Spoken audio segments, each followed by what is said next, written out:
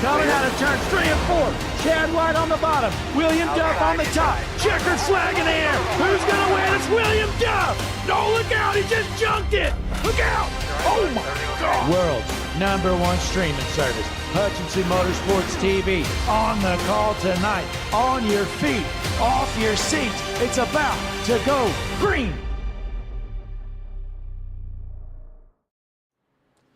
Ladies and gentlemen, we are live here tonight for a Stars and Stripes Series special event. It's the 7th annual running of the Indy 500. In the booth with me tonight, the one, the only, Daryl Young Jr. Good evening, Blake. It's a pleasure to be with you here in Indianapolis. I can't wait for this. Lucky number 7. We're going to have some fun.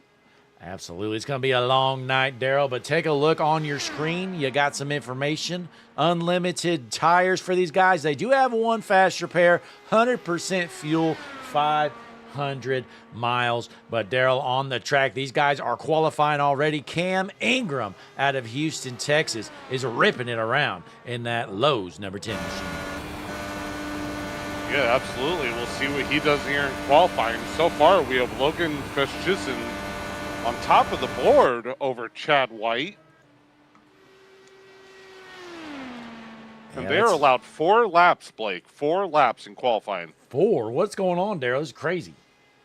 Absolutely. Let's take a look, though, at this number 34 machine. Logan Festchisen got Ride the Dente Chili's on the car, and we got a little surprise on the front wing from what I'm hearing. I can't wait to do that. Look at that. Oh, Hutchinson Motorsports okay. TV. Yeah, I see that. If he hits his drone, oh my gosh, he almost hit it. Oh, well. No. Way to ruin a good shot, Logan.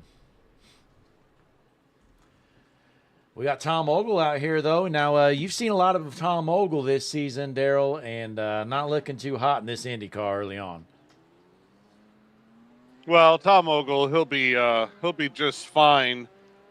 As Rick Raven just put down a fast lap of a 39.404.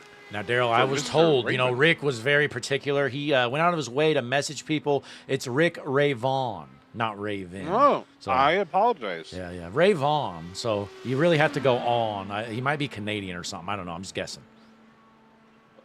Totally making it up. Look at this shot. In iRacing, you can pick whatever. Oh, that's great. Yeah, that's Jesse Becker. Hang on.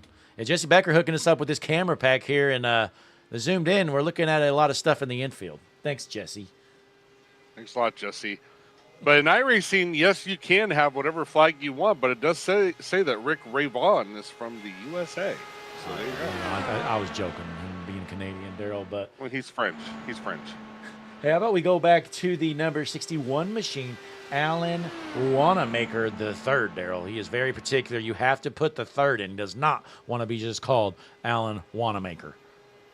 Wow, we have someone here from Kannapolis, North Carolina, from Winston-Salem, North Carolina. North Carolina is represented here tonight. Where is Christian Taylor? He's not going to be racing.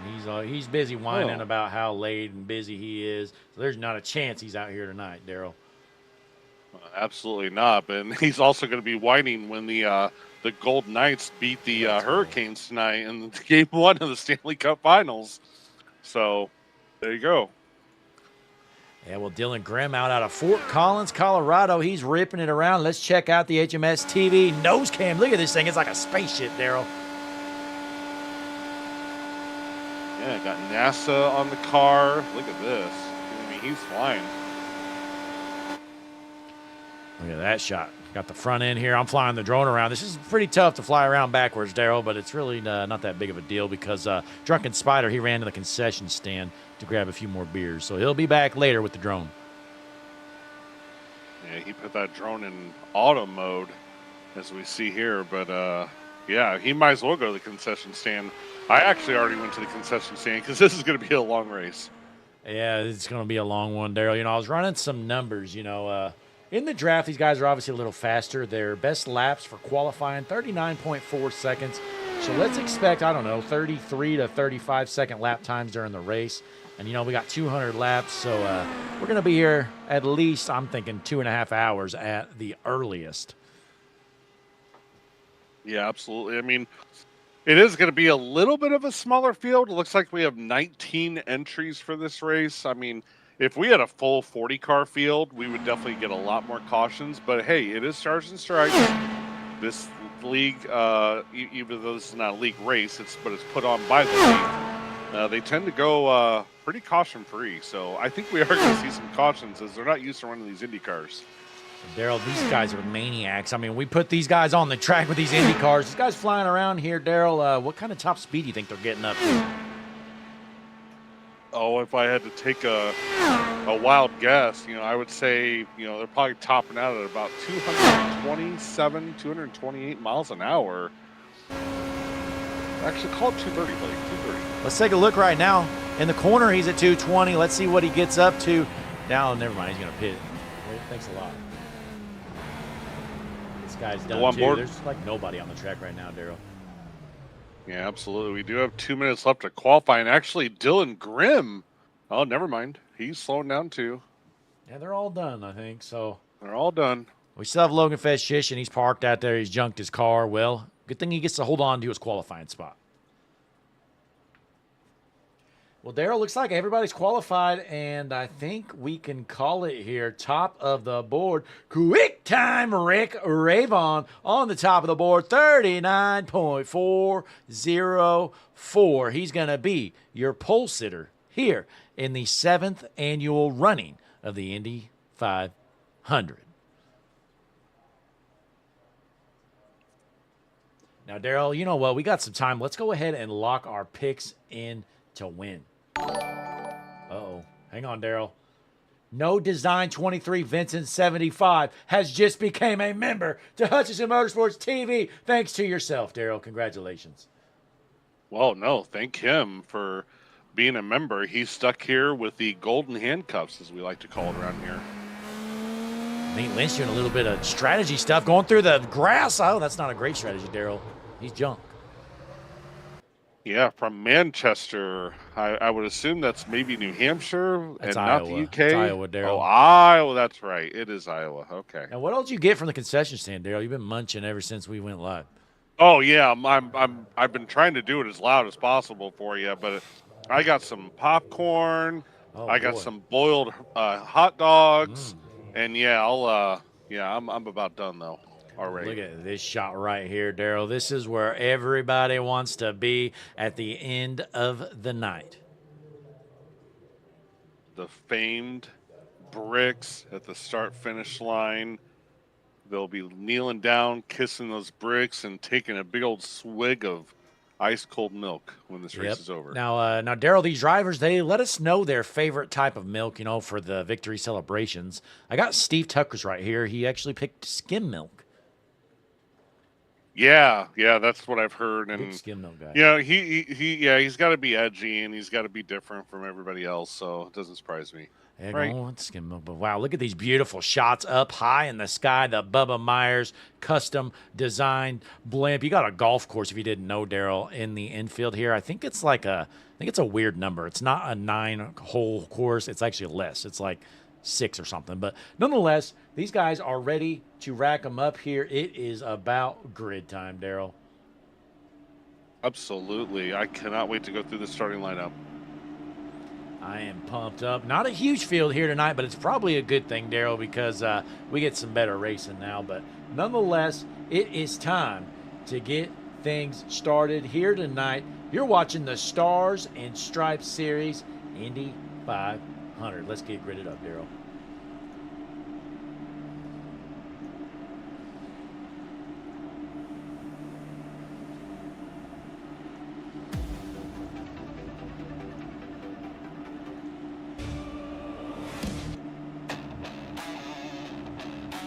Ladies and gentlemen, it is time on the world's #1 streaming service, Hutchinson Motorsports TV. We're on X. We're everywhere, Daryl. I tell you what, I am just pumped up here tonight because you head on over to HutchinsonMotorsportsTV.com. that's the place to be. But tonight's starting lineup is as follows. On the front row, starting in the pole position in the number 1 machine, Rick Ravon. On his outside in the 15, Steve Tucker. Starting on the inside of row number 2, the 23 machine of Dylan Grimm to his outside, the number 7, you know him, Kyle McCoy. Row number 3 on the inside, it's going to be Ride the Dente. Logan Festitian on his outside in the Lowe's machine, Cam Ingram. Starting in row number 4, the 36 machine, the GOAT, Chad White. To his outside, the 33, Brian Burchett. Row number 5 on the inside, last season's champion of the Indy 500. He's back to repeat. Ladies and gentlemen, it's Andrew Hess. On his outside in the Hooters machine, Brian Lynch. Started on the inside of row number 6, we have the 91 machine of Chris Essery. To his outside, the 61 of Alan Wanamaker. Row number 7 on the inside in the beautiful Visa machine. It's going to be Ben Shepherd. On his outside, Bowling Green Zone from Team Miata, Tom Ogle. Row number 8, the 25 machine of Nate Lynch. To his outside, the 8 machine of Josh Gratton.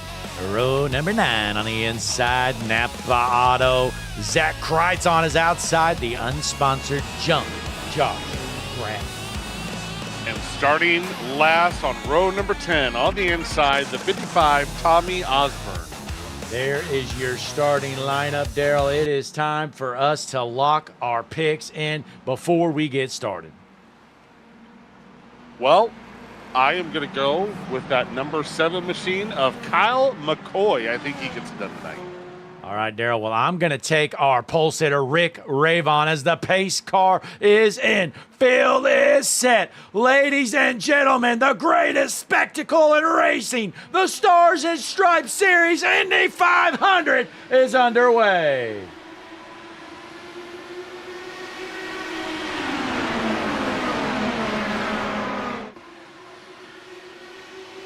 We are off to a clean start already. And Rick Ravon in the lead, but Steve Tucker is wanting to show his stuff early. He's got to pass to the inside. Man, these guys are flying, Daryl, ripping it around. Bumper to bumper for the race lead. Steve Tucker trying to get around. Ravon, and he's going to.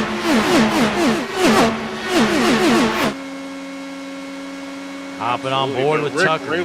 There he goes. Yeah, Rick Ravon says, and he's going to go right by him on the inside and clear.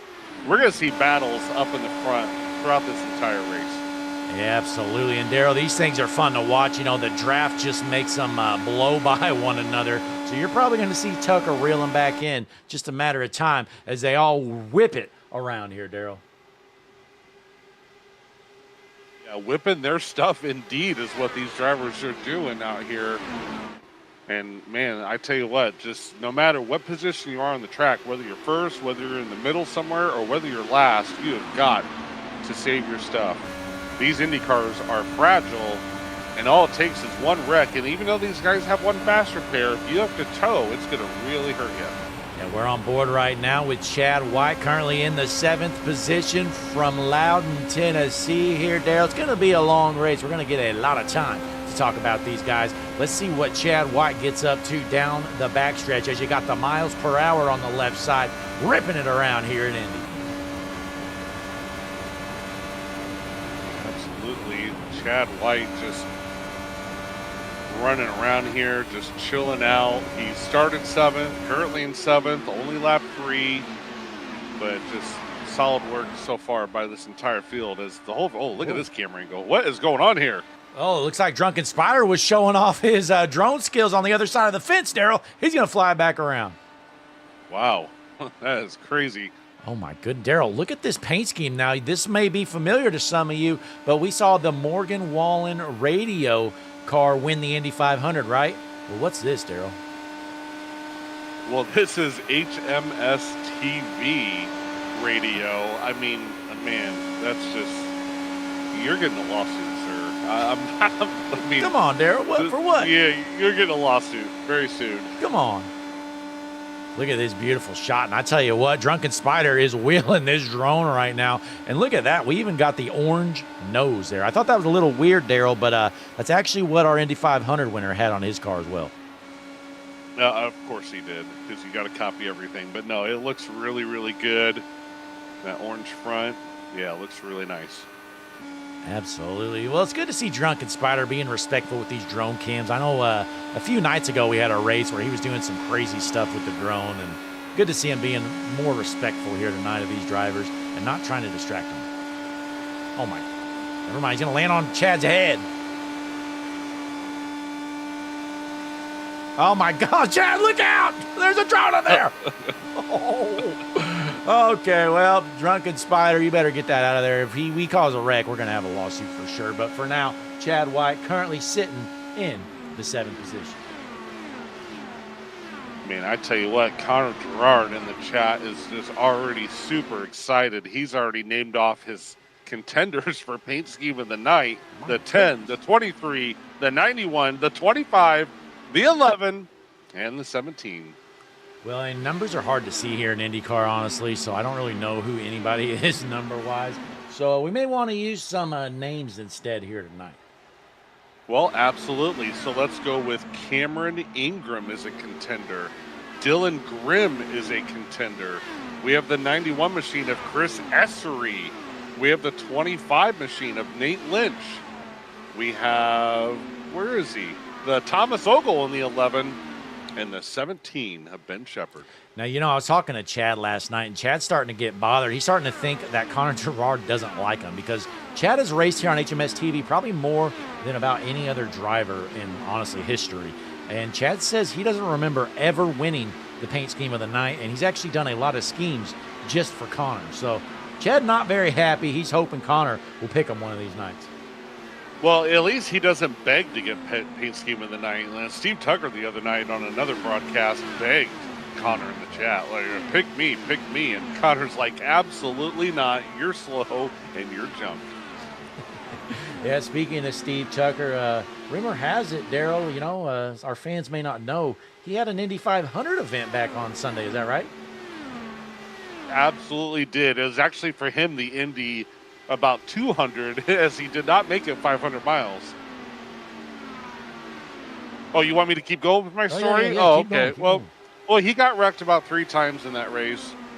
And on the last wreck, for the viewers who don't know, he got ran over, and the dude keyed up and apologized. It seems like, hey, man, it's okay. It's iRacing. It's just a game. Really? It's okay. Yeah. Really? Steve said that? What a good guy. I'm just kidding. He retaliated he retaliated, smashed into the dude. In an Indy car? In an Indy car, yeah. Oh, my gosh. That's crazy. You know, and speaking of Steve Tucker, Josh Larson's in the chat, one of Steve's best friends. Welcome, Josh. Oh, welcome, Josh. Yeah, absolutely. And if Kerwin Marshall's in the chat, another one of Steve's friends, welcome to you. What about if the American Badass is in the chat, welcome to you as well. Well, American Badass isn't a fan of the channel, Daryl, I don't think. If Matthew Fleming is in the chat, welcome. I mean, can I keep going? Oh, he's not. Matthew Fleming never watches this channel. He kind of hates us, I think. Oh, okay. But how about last season's champion, Andrew Hess? He's kind of just taking it easy right now, cruising around the 9th position right now out of New Lenox, Illinois. You know, last season he got it done. He dominated this race, so he's going to try to figure out a way to make it happen again. Yeah, absolutely. Me and you are from Illinois, and he's from Illinois, so we'll be rooting for Andrew Hess as this race goes on. Oh, well, it looks like we're going to take a look at this Hess Gas number 54 machine. What are you seeing, Daryl? Let's see. What do I see? Hess something. What does this say? It says Hess Gas.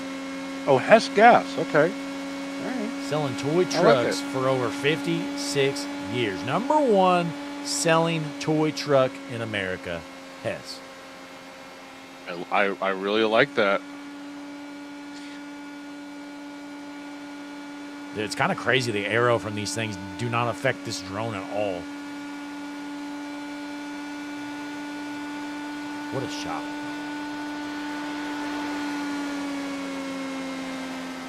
Yeah, absolutely. This is a really, really nice shot. And you're right. With all the single file going on, we are going to have plenty of time to go through the different paints and the different cars out here and give a little backstory on some of these drivers. As we're only on lap 12 of 200, Blake, we're going to be here for a long time. Wow, we got Jesse Becker in the chat. Jesse, why don't you pop in here for a quick little, obviously I know you're not going to be around all night, Jesse, but you may as well squeeze in here, you know, maybe join us for a minute or you're fired.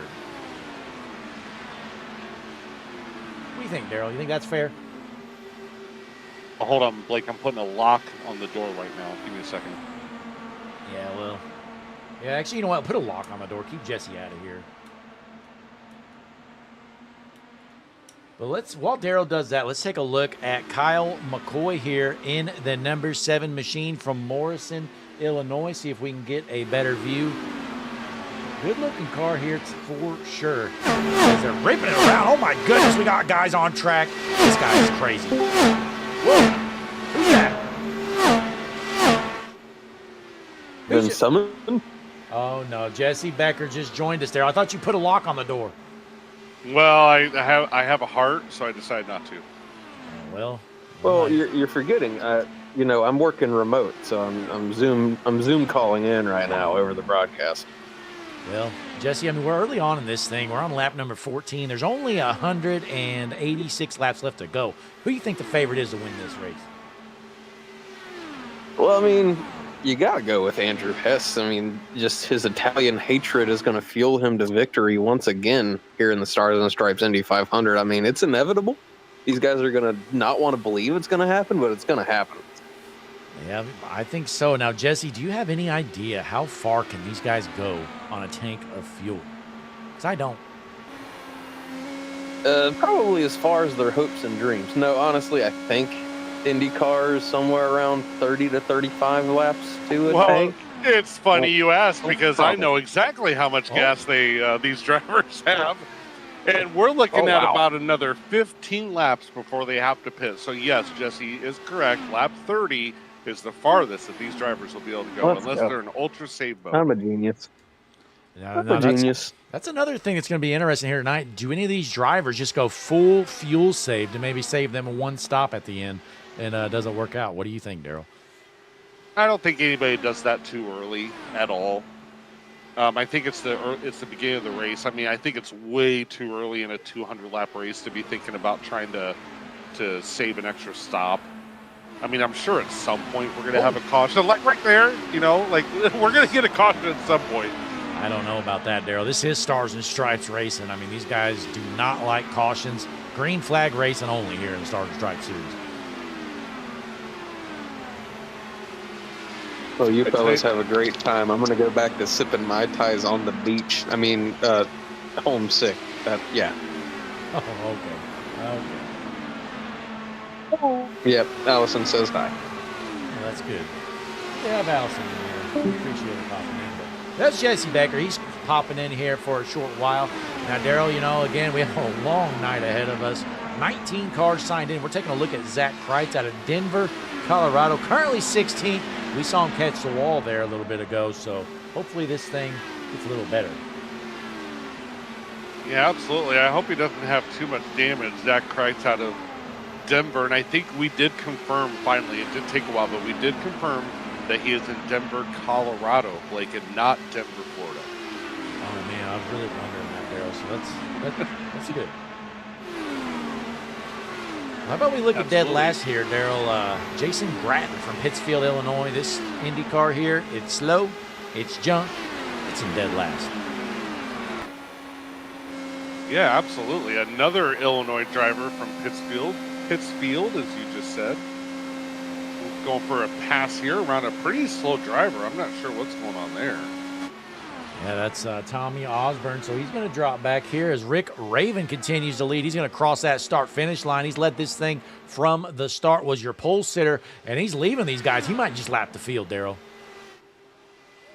He absolutely might lap the field. It's pretty incredible that he's up to a 2-second lead over Steve Tucker, and then another over 2.5-second lead to P3.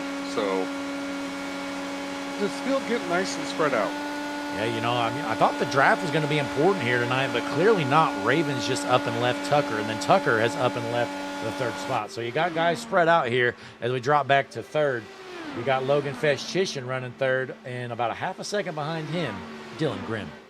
Well, I'd like to remind you it's Rayvon, Blake. It's Rayvon. Oh, okay, sorry.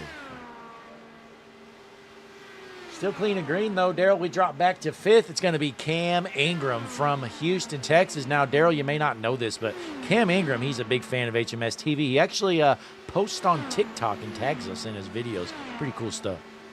Yeah, absolutely. He's also the younger brother of Mark Ingram, who plays running back in the NFL, or at least used to. I'm not sure if he retired. So, yeah, Cam Ingram, he's got a family of a NFL player, and now here he is an Indy Car driver. So, a big sports family. Now, who do you think's the bigger athlete? I mean, you got an NFL starting quarterback, and you got a sim racer. I don't know. It's a pretty tough one to call. I'm probably going to go with Cam. I mean, I've seen this guy. He's pretty jacked. Well, I just said a running back in Mark Ingram, not a quarterback. I said running back. But you said quarterback just now. No way. Don't argue Chat, with me. let us know, chat. You said quarterback. But anyway, yes, absolutely. I'm going to go with Cam Ingram, and the reason why is because Mark Ingram played for the Saints, and I hate the Saints. So there you go. Well, that's unfortunate, Daryl. We're going to drop back. Sixth position, you got Kyle McCoy. We saw this car earlier. We're going to take a closer look this time. Here it is. Drunken Spider is on a roll with these camera shots from the drone. Look at this. Oh, what a nice looking car. Wow, what's that say? Indy Mini Weekend. Not sure what that is, but that's a pretty good looking car. Absolutely. Indy Mini with the number 7 here. And look at his helmet. Can we figure out what his helmet is? Can Drunken Spider get a good look at the helmet? No, What we is can, this? Daryl. Look at this thing anyway. Look at what is going on with this helmet. I'm intrigued. I don't know, Daryl. It's kind of ugly. I'm not sure what's going on with it, but either way, Kyle McCoy running P6 down 2 spots. And Blake, if we pull up, can we pull up our hard chargers? And I must say, we don't really have any hard chargers. I mean, look at this: +2, +2, +2, and then a couple +1s. And also, if we go to our biggest losers, other than a -3, we don't have really any biggest losers either. It's been pretty chill for these drivers. Yeah, really not a lot of passing, and I think these drivers, they're taking it easy, Daryl. They know they make one mistake, and they are toast. So everybody's taking it fairly easy here early on, and hopefully things will spice up. But they should here shortly, Daryl, because these guys are going to want to pit here in the next, 6 or 7 laps. Yeah, absolutely. They cannot make it more than 5 laps. We should be seeing some drivers pit soon, but at the very latest on lap probably 29 coming to 30 is all they're going to be able to stretch it.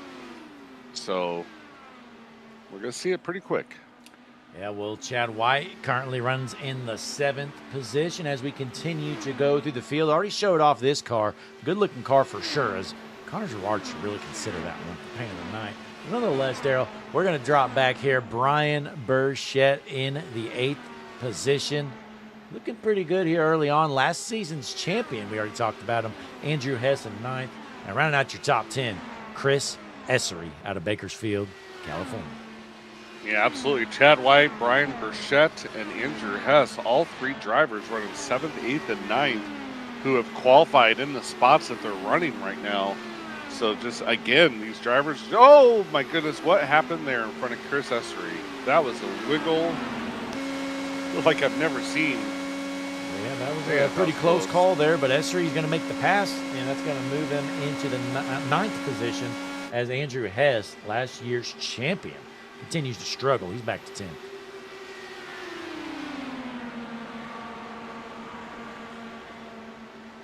Out of Wooster, Ohio, Daryl, you got Tom Ogle running 11th with that Bowling Green number 11 machine. Behind him, you got the Hooters machine, Brian Lynch from Manchester, Iowa. Absolutely. Got to love Hooters. You know, the Hooters close to me closed down a long time ago, Blake. The closest one to me is about an hour away in Springfield. And I like it, but I just don't think it's worth going that far. Yeah, well, Daryl, you said, I heard you got kicked out of and banned from Hooters. Is that right? We're not going to talk about why, but yes, I did. Yeah, I'm not shocked. Daryl banned from Hooters for life, so he was happy when they shut down. But I'll tell you who's not happy. Alan Wanamaker, currently in the 13th position out of 19 cars. He's trying to find a way up front, Daryl, but he just can't. I'd like to say that it's Alan Wanamaker the third. Sorry, excuse me. Sorry about that, Alan. You said pre-race that, it's the third, and so don't forget it. Yeah, well, we'll drop back. Nate Lynch currently runs 14th, also from Manchester, Iowa. He's trying to find a way up front, has that Miller Lite number 25 machine, and way back there, looks like Chad White down pit road. He's the first one to pit here, Daryl, kind of short pit in the field. Well, absolutely. A little bit of a short pit, but not too much, because we should be seeing the leaders come down anytime. And here comes our race leader, Rick Ravon, down pit road. Steve Tucker's going to elect to stay out and go one more lap before he most likely has to pit. Logan Festchison coming in for service, followed by Cameron Ingram. Josh Gratton has a meatball. He's done. So not sure what happened with Gratton. Fortunate night for him.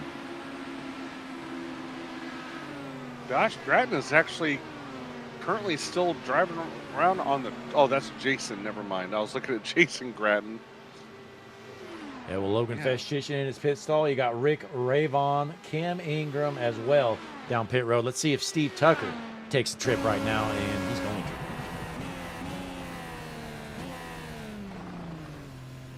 I'm getting word, Blake, that Josh Gratton has been sent to the pits due to connection issues, and right before he was sent to the pits, he was blinking quite a bit, and he must have smacked into the wall.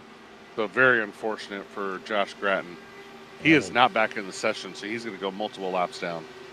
Yeah, well, Brian Burchett's going to head down pit road as well as Dylan Grimm, currently our race leader. He's probably going to pit this time around, I'd guess, Daryl. Yeah, absolutely. We should expect anybody who hasn't pit to come down pretty quick here.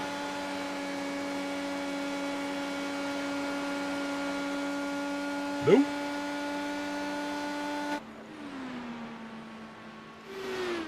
But here comes Kyle McCoy to Morrison, Illinois, ripping it down pit road. He was in second. Well, not anymore. Chris Essery as well. Thomas Ogle coming down for service. Chris Essery, Kyle McCoy. Tommy Osborne as well. So you got most field down pit road for now. Dylan Graham, your race leader. Let's see if Steve Tucker can pick up any ground on your previous race leader of Rick Ravon. My guess is, Daryl, he's going to lose time because I'm looking at the pit lap time. You know, that's really what's important here in Indy Cars because, I mean, everybody's pit stop is going to be crazy fast, but it's all about how you enter and exit pit road. Rick Ravon's pit lap time, a 42.18. Steve Tucker, 44.43. That's 2.25 seconds difference. Wow, that is crazy. And I'm looking at the gap right now, and it's actually a 6-second gap from the leader to Steve Tucker. So Steve's losing a lot of time. He's going to have to pick that up on future pit stops, as we're going to have plenty of them in this race. And I'm kind of shocked how early some of these guys are pitting. I mean, Andrew Hess is still out there. My guess is I think we got some guys running the fuel strategy, Daryl. Because here in Indy Cars, there's a lot of things you can do with the fuel strategy because you have those weight jackers and the what do they call them? I don't know. You can choose an option 1 to 7, basically, and the lower or higher the number, the more you save. And there's all kinds of different options here with IndyCar, and I'm thinking Andrew Hess might be doing that because he was able to go like 3 or 4 extra laps. Absolutely, it's called changing your engine map, is what it is in these Indy cars. And if you run 1, then you're using the most fuel and you're the fastest. But yeah, as you move down to 2, 3, and 4, you start to save a little gas. And I didn't expect anybody to do it this quick, especially with such a long race. But hey, these guys know it stars and stripes. They go green to checkered all the time. Yeah, here comes Brian Lynch down the pit road. That's everybody now, Daryl. So Rick Ravon gonna inherit that race lead back. I was looking, there's really no tire fall off. I was looking at Brian Lynch's times before he pit, maybe a half a second at the most, but nonetheless, not a lot of tire fall off. It's all about fuel, saving the fuel. That's really what matters. Absolutely. We do have a little bit of a little pat going on here with Dylan Grimm, Brent Shepard, and Cameron Ingram. This group here is pretty tight quarters, so we got to keep an eye on this as they're, of course, back to single file as soon as we put a camera on them. That's how it works usually. Oh, absolutely. Let's take a quick look. We got our cameramen on the track ready to go. Here they are. Oh, my gosh. Oh. Hard to believe these guys going 230 plus miles an hour around here, and we got people standing on the track. Yeah, I've heard what you said before, that we're always, or you're always looking for cameramen, and they only get paid once a month, and usually it's only that one time, because we all know. Well, what we hope for, Daryl, is them to get paid 0 times. Right. That's the plan. But, hey, you know what? Pit stops are over. We may as well take our first break of the evening. You're watching the 7th annual running of the Indy 500 with the stars and stripes. We may not. Mind. We are under caution. Thomas Ogle is stopped. Looks like in turn 3, Thomas Ogle, or no, excuse me, turn 1. Oh, my gosh, Tom, there's a corner there. What are you doing? That was horrible.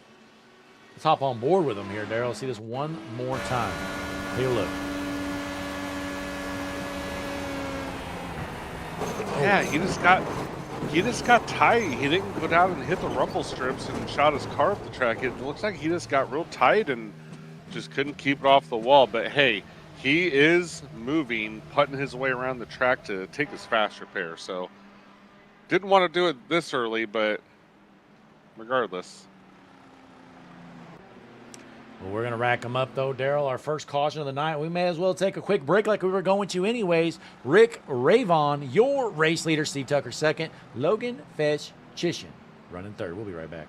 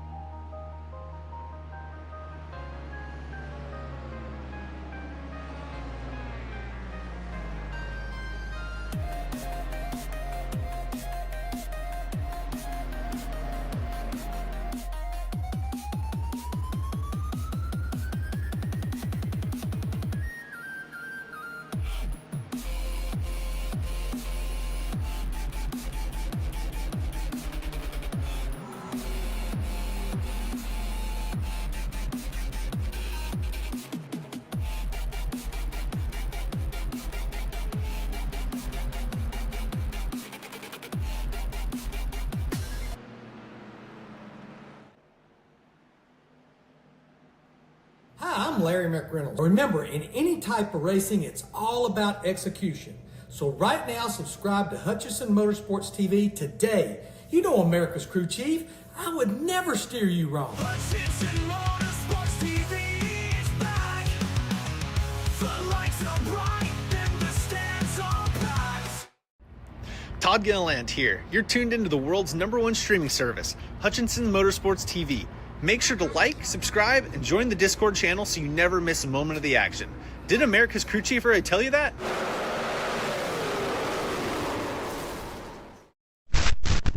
Hey guys, it's NASCAR driver Matt DiBenedetto, and you are watching Hutchinson Motorsports TV, America's #1 iRacing broadcast service. So be sure to like and subscribe on YouTube today. It'll be the best decision you've ever made, so you can watch us sim racers go at it on the track.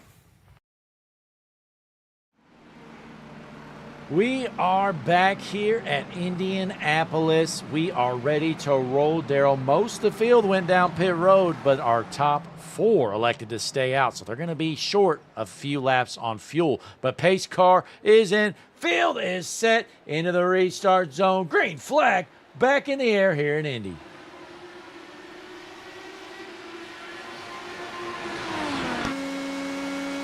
Hopping on the right rear suspension cam of your race leader, Rick Ravon. Logan Feshishin into second. You got Grimm third, McCoy fourth. And the first car with a full tank of gas, it's going to be the number 10 of Cam Ingram.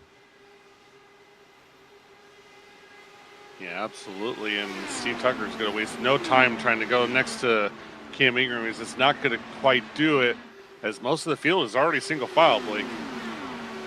Yeah, these guys not wanting to junk those race cars here will hop on board. Steve Tucker has full fuel as well. So again, our top 4, they're short, like I said, about 6 laps of fuel or more. So keeping an eye on that. You know, fuel is very important here in Indy. Yeah, it absolutely is. Fuel is definitely important. So Cam Ingram being the first car with a full tank of gas, that is good for him. Good shot. Tucker looks to the inside. This is a pass for the 5th position. You know, now, Daryl, I was going to ask you, Steve's from Boston, Massachusetts, right? Negative. He is not from Boston, What are you talking about? It says right here, Boston, Massachusetts. Well, that's a lie, but we'll leave it at that. What do you mean it's a lie, Daryl? Please elaborate. We got plenty of time here. I refuse to elaborate. It's a lie. That's all you need to know.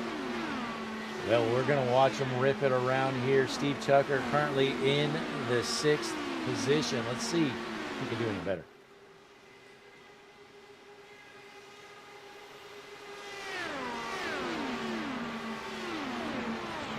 And I will say that Josh Gratton has officially left the session, showing 13 laps down. So Josh Gratton's night is over.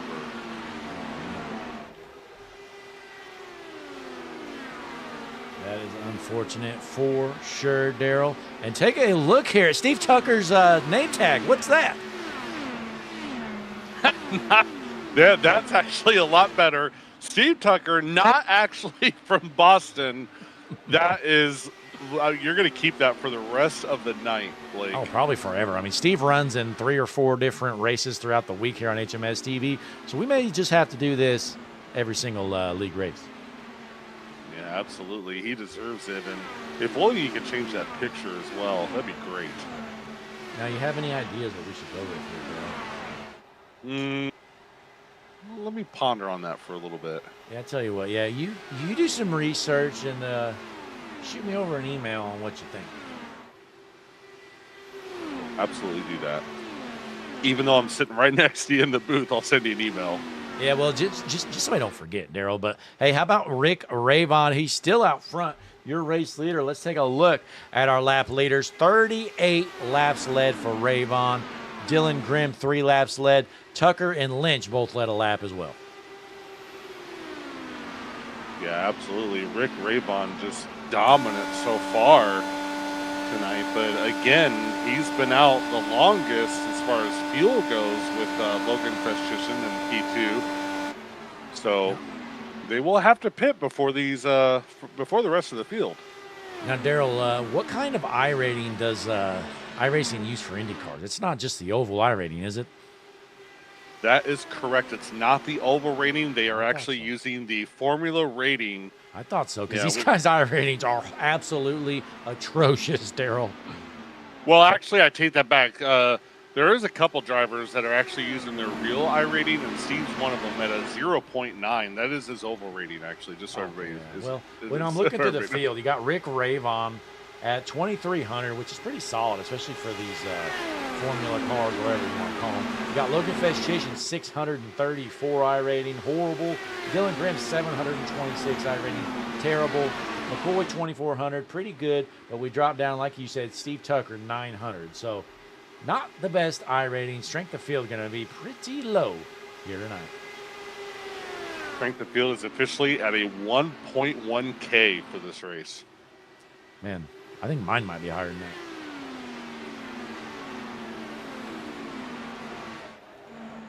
How about we drop back here? Not sure what got into this guy, Chad White. He's basically running last. This guy is slow.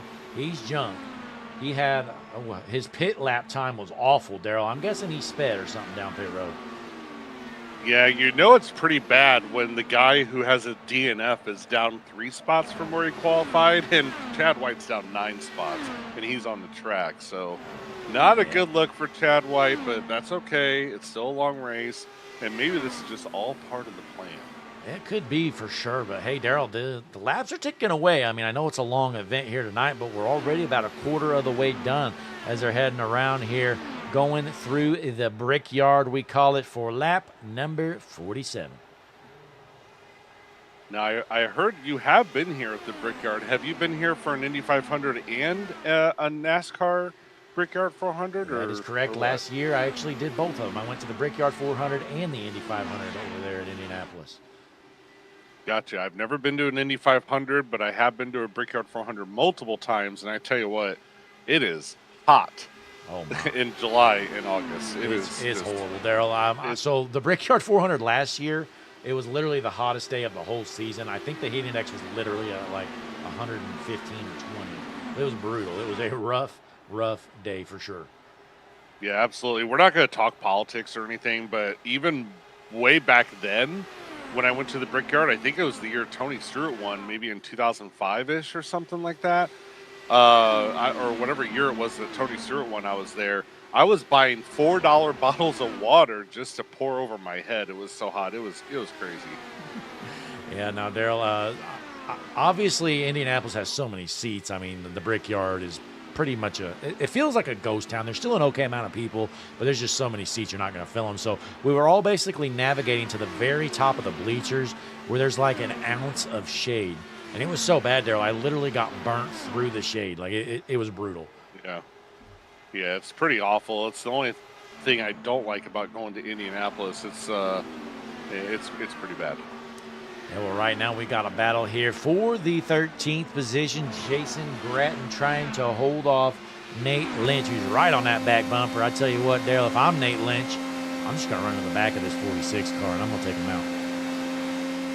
Yeah, absolutely. And I just want to make a comment that Connor Gerard, because Tom Ogle wrecked, even though he's still in the race, used a fast repair, he is no longer in contention for paint scheme of the night. Andrew Hess has taken over Tom Ogle's spot, according to Connor Gerard. That's brutal.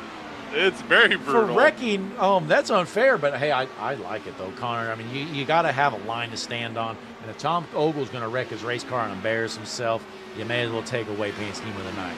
Good job, Connor. Absolutely, it's pretty brutal. I mean, he still has a clean-looking car right now with using that fast repair. So, man, you know what we're gonna do, Daryl?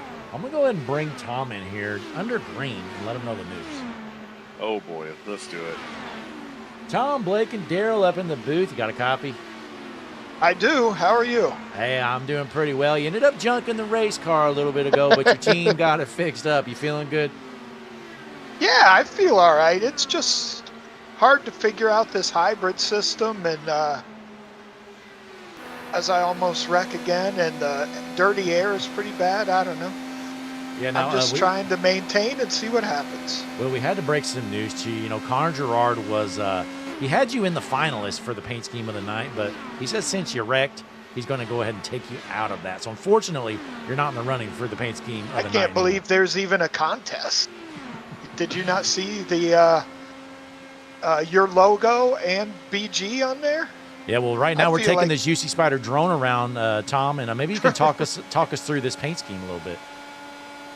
I can't remember, but I think it's got Tight End University due to the fact that BG's known for producing NFL tight ends, and got some Hutchison Motorsports TV on there because that's the only streaming service you need. Absolutely. Now, Tom, you know, our fans may not understand how big of a powerhouse Bowling Green University is at all sports. Maybe you can let them know. Well, if you want to watch them, tune in any Tuesday night for Tuesday night action. All right, yeah. Tom, a big fan of the MAC, Daryl. What do you know about the MAC? I don't know anything about the MAC. It's a buzzsaw. Toledo, Buffalo, Hey, you lost me, Tom. Central sorry. Michigan, Eastern Okay. Michigan. Okay. They're basically All better right. than the SEC, if you didn't know that, Daryl. But all right, Tom, we're going to send you back with your team here, and hopefully All you right, can wheel thank you. that car. And we know you're out of fast repairs, so you better take it easy. All right, I'm out of fast repairs. Yeah. I used mine. All right, good luck, Tom. Thanks. There's Tom Ogle ripping it around here. Good sport after junking it. Eliminated from the paint scheme of the night tonight, though, Daryl. Yeah, absolutely. And you know, it's up to you, Blake. But since we have time here, I almost kind of want to bring in Chad White and figure out what's going on with him being in P16. Yeah, You we'll know, it's find just out. pretty unacceptable. Yeah, let's do kind it. of embarrassing. Joining us in the booth, Chad White. Chad, you got a copy? Yeah, I got you guys. Hey, now, I don't know what's going on, Chad. You're running 16th. That is a lot worse than you started. Yeah, I brushed the wall and got some kind of damage and just can't keep up on the straightaways right now for whatever reason. Now, did you use that fast repair, or are you saving it? No, I saved it, thought I was going to be able to get most of it fixed, and it's still just not doing what it needs to do on the straightaways. Now, what do you think the plan is? Next stop, you maybe checking that box, or what do you And think? most likely, I feel like I'm just losing way too much time riding around out here, half a second off the pace. Yeah, now, Daryl, could you maybe ask Chad about the paint scheme a little bit here tonight? Yeah, Chad, what's going on with the paint scheme tonight? It's HMS TV Radio. It's the #1 streaming music service. If you And didn't where- hear about it. Where did the inspiration come from for HMS TV Radio? There's actually no inspiration. The Indy 500 winner, Felix Rosenquist, actually stole the paint scheme. Our files got leaked. Jeez. The files for the paint scheme got leaked while we were designing it, and then they showed up to the Indy 500 and didn't give us any credit whatsoever. Yeah, it was pretty Wow. crazy, actually, Daryl. And actually what happened, for somehow Chris Gabehart got a hold of our data, and it's just all lost from there. That is just, I don't know if I believe it or not, but you have just poisoned this man's brain, Blake. What do into you mean you thinking don't that know this if we is believe you original. believe it or not? You think we'd be lying to you? Oh, We would never yeah, know. well, I Well, don't Blake, know. what's going on here? What do you got up here in the booth? You got somebody up here calling us liars? I don't know. He might be a communist, Chad. But hey, Wow. Chad, hopefully you can figure things out, get that car fixed up. I can definitely see a little bit of damage on the right side, but it doesn't look that bad. But Yeah, nonetheless, that's what I've been telling Logan. I'm like, I just barely brushed it. I wouldn't think it'd be doing this much, but apparently it is. So. yeah, well, hopefully you can figure it out, though. Daryl, you got Oh the final well, word. one of them Oh, just smoked the okay. wall in front of me. So. Well, we'll send you back here, Chad. Oh, look out, he's on the grass. Oh, my gosh. All right, well, good luck, Chad. We're going to definitely see this replay. Yeah, thank you guys. Chad White that is joining that us is there. Nate Lynch that has a meatball flag after he smacked the wall coming out of one right here. Oh, actually, no, it wasn't right there. But anyway, I thought this was a replay. My apologies. But Hang yeah, on. Nate Try this. Lynch. Try this. Hang on. I just know he's getting past here, so I don't really have anything on my log, so we'll just have to kind of hang out here. I'm going every time he gets past, because that's obviously whenever he hits the wall.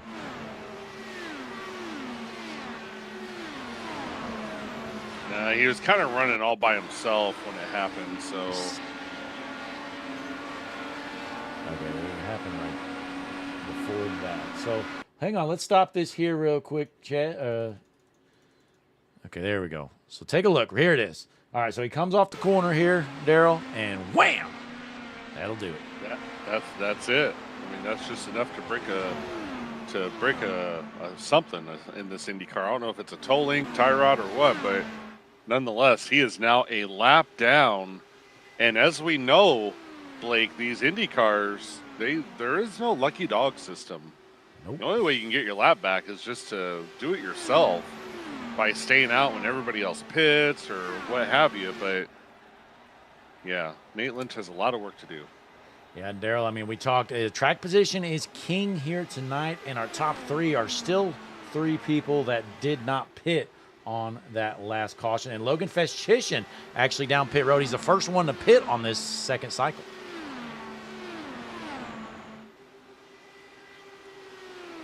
Pits on lap 57, which is just a few laps ago. I'm not sure why he pits so early, but let's take a quick look here at your race leader.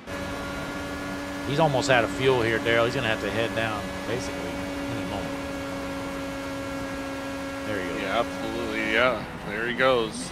Rick Ravon down pit road, our leader, trying to look to see if anybody else is going to follow him, but it doesn't look like it. If we remember, Rick Ravon was one of them that stayed out and doesn't have enough gas, or less gas than the rest of the field. We should see Kyle McCoy follow suit here pretty soon.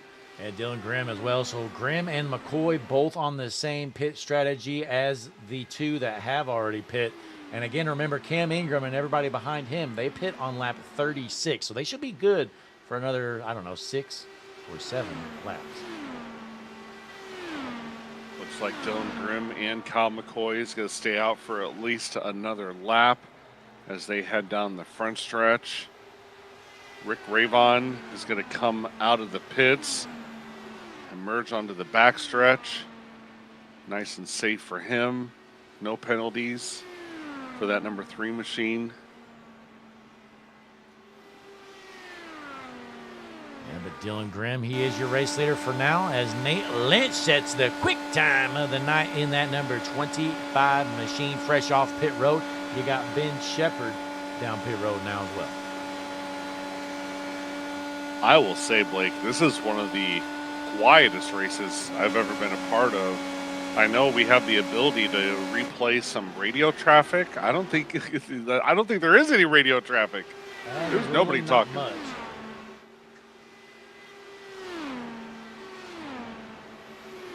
Yeah, it's pretty crazy. Looking at here's something, Daryl. That's about it. Yeah, that's about it. That's pretty about all quiet we on got the here, radio. If we have something come across the radio, we will definitely play it for you.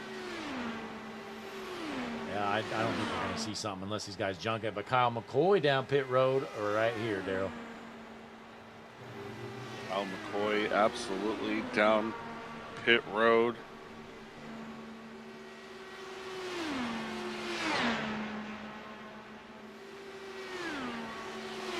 Here we go. We finally got something coming through just now, Daryl. It's from Nate Lynch. Here it is. Sorry, Tom. I didn't mean to blow up there. It's actually a wreck, Blake, that we Tommy just Osborne. Yeah. Absolutely. Here it is. Tommy Osborne, he junked it. We're still clean and green, though. Take a look. Oh, my gosh. Oh, God, he just dumps him. He killed him. That was brutal. I'm surprised we're still under green because he was stopped there for a little bit. Yeah, it's a little shocking. Tommy Osborne now has a meatball 2 laps down. Intentional. Ooh. Very intentional. Yeah, Nate Lynch said, you know what, Tommy, I'm sick of looking at you, buddy. I'm going to junk you, and he does. Cam Ingram going to take over the race lead here, Daryl, out of Houston. He is ahead of Steve Tucker by 1.3 seconds. He got Andrew Hess, last season's champion, running third. Yeah, absolutely. No, Logan Festchician, if we can put a camera on him, he about took out Steve Tucker. He's trying to get his lap back. He got loose, Blake, coming out of that turn 3 or 4, And he about junked Steve, who's sitting in P2.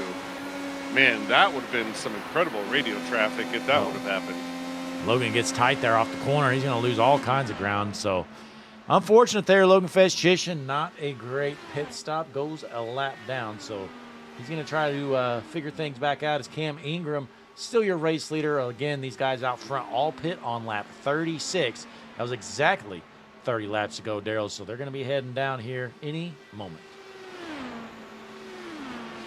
Yeah, absolutely. Should be here pretty quick. We got a bunch of guys that have been out for 29 laps. Now, a couple of those laps were under caution, so they could probably make another few laps maybe, but we should see a lot of traffic down pit road here pretty quick. Yeah, but we appreciate everybody tuning in here. We got Connor Gerard chatting it up here with us. Appreciate you, Connor, as always, sticking through us.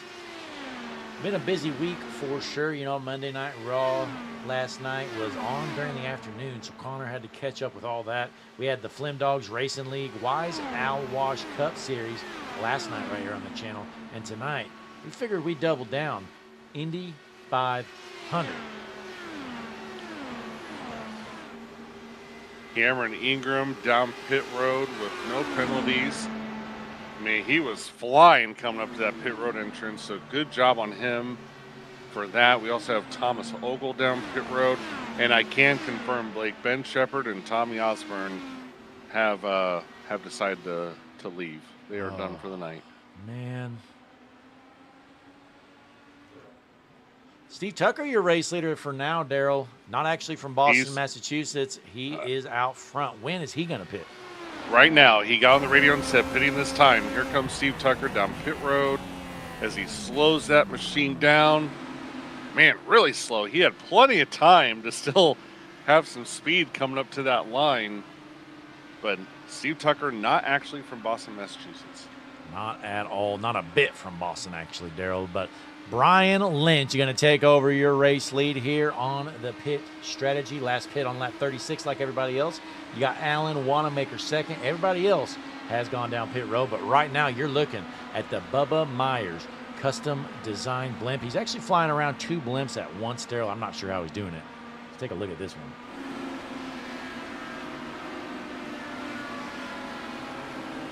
What a shot. These golf courses are beautiful. You got people down there playing golf, Daryl. They don't care a bit about this race happening here tonight. No, absolutely not. A lot of people playing golf. And I just want to say Brian Burchett has just lost a ton of time on pit road. He overshot his box, had to back up, then he had to move up again. So I don't know if you got the stats on how long he was on pit road, Blake, but it was a lot longer than anybody else, I can guarantee you. Well, what I can tell you, my pit lap or my pit time only shows the time they were actually stopped in their box. But I do have the pit lap time, and yeah, Daryl, it's about 4.5 to 5 seconds slower than everybody else.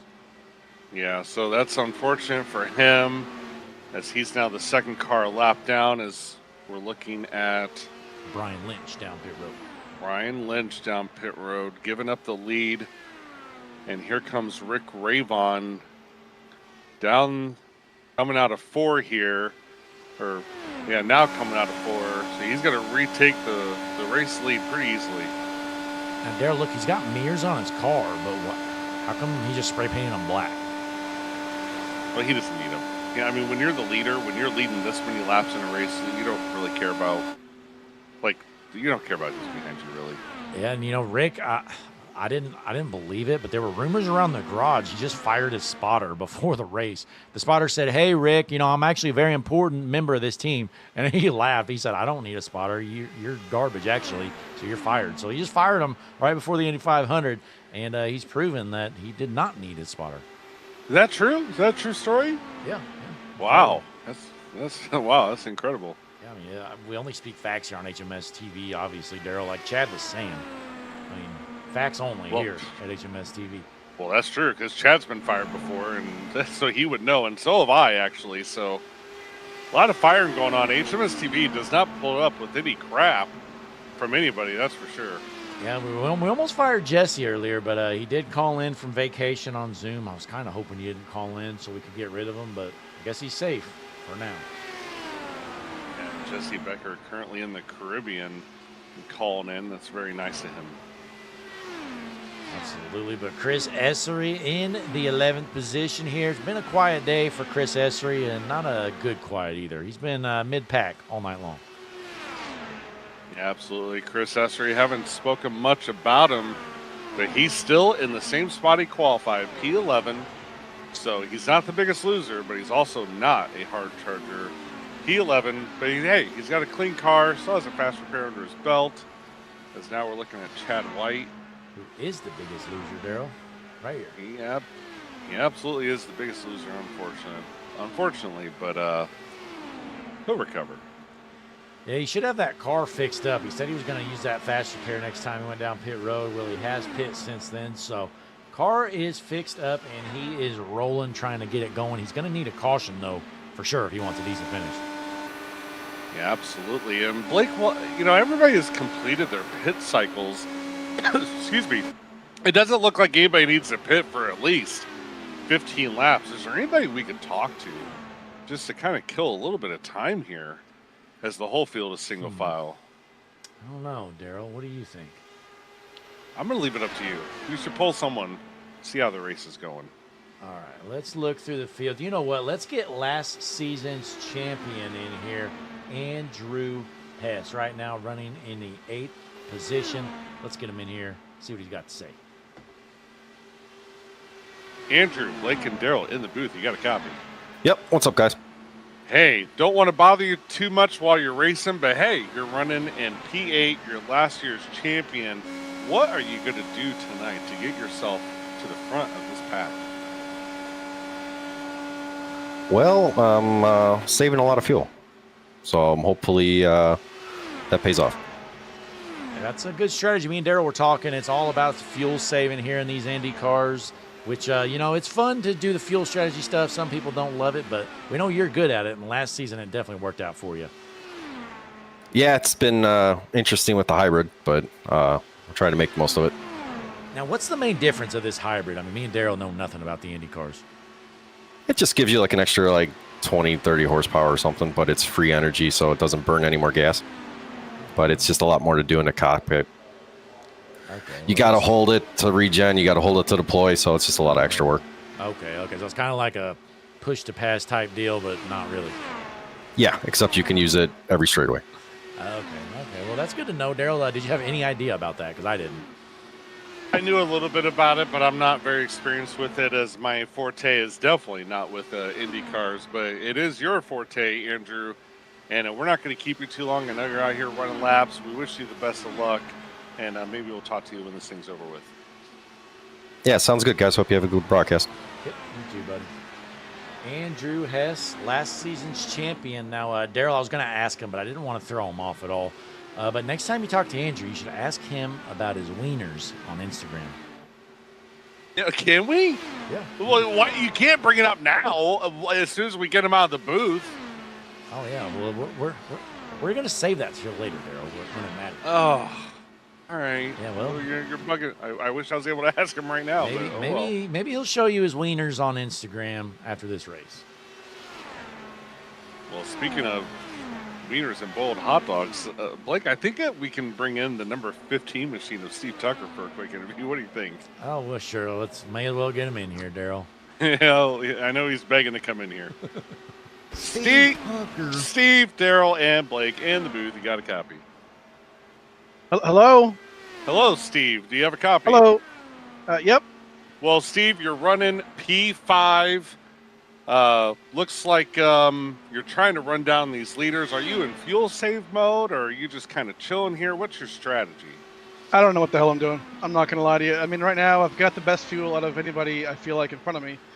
But I don't really know if that's going to play out. I feel like these guys are saving fuel even though I've got more fuel. So I'm in 6th right now, just kind of coasting around. We're in that middle part of the race where you just have to kind of wait until a caution comes out, or it's just that middle ground. So just running laps right now, and hopefully we get a caution here soon to bunch the field back up, and we'll go from there. But the car feels tight. It's weird. It's not. I mean, I don't know if it's a setup or the temperatures or whatnot, but it's not exactly loose and dirty air. It's just awful. So we're doing it. Now, Steve. Now, what I really go ahead. Go ahead. Darryl. No, what I really wanted to ask Steve is your graphic used to say that you're from Boston, and now it says that you're not actually from Boston. So what happened there? Yeah, I don't know about that, but definitely from Boston, Massachusetts. Don't live there now per se, but we are from there.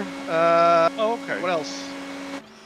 Well, Steve, No, that's it. I don't know. That's what okay. The next thing I was going to ask you about this hybrid mode. Have you found that difficult to mess with? No, I know exactly what it does, and it hasn't helped me at all.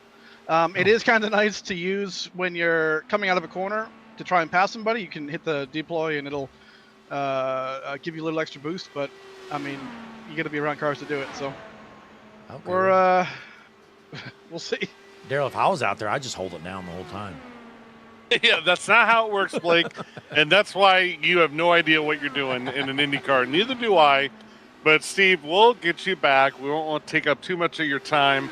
I don't want you to wreck on me. I just saw you get a little loose there. So we're going to send you back. And good luck the rest of this race. And maybe we'll talk to you later.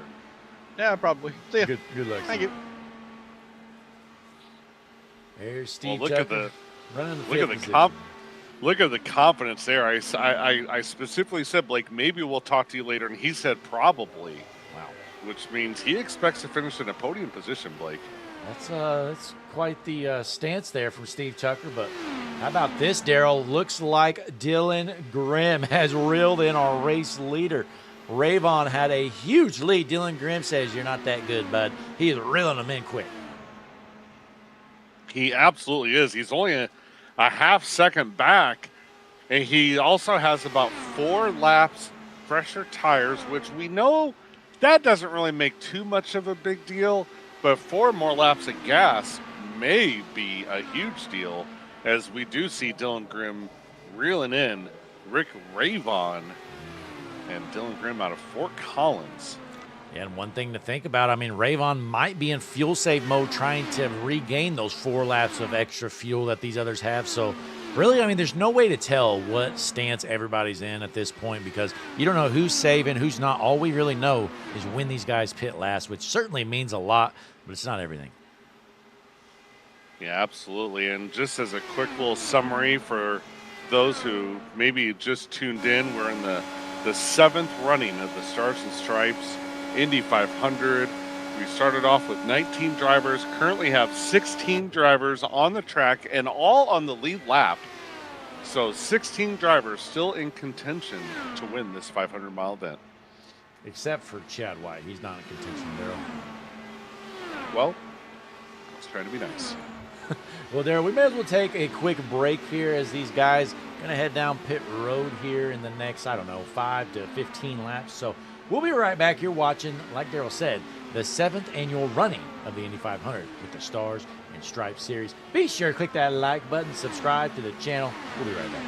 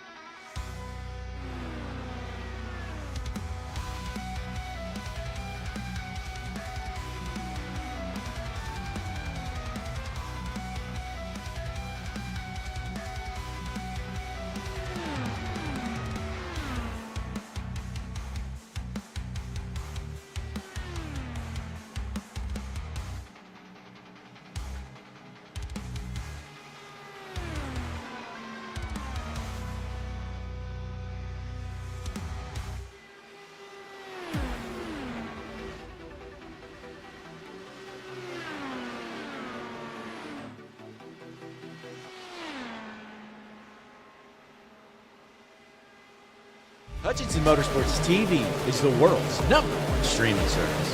From over-the-top calls to electrifying action, we bring it all to the table. The whole field's shocking it! It's a drag race to the checkered flag in the air. Justin Thompson wins the Harpoon Design 500. But the action doesn't just stop when the stream ends.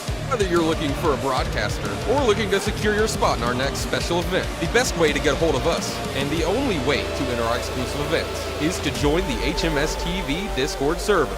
Don't get left on the trailer. What are you waiting for? Join the Hutchinson Motorsports TV Discord community today by scanning the QR code shown on your screen. We'll see you there.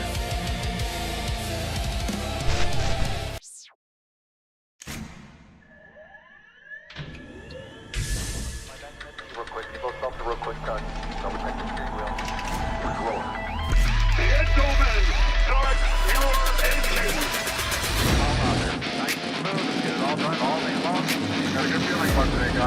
Donnie Kite's gonna get through it all and score his first career win in the Saturday Night Racing League Cup Series. What a finish! Too little, too late from behind, and Sebastian Marin, your first repeat top split winner of the qualifying series. He knew it was just a matter of time. Hunter Sr. is victorious. Josh Adams taking the win at Iowa. Juicy Spider Motorsports takes home the 1-2-3 finish.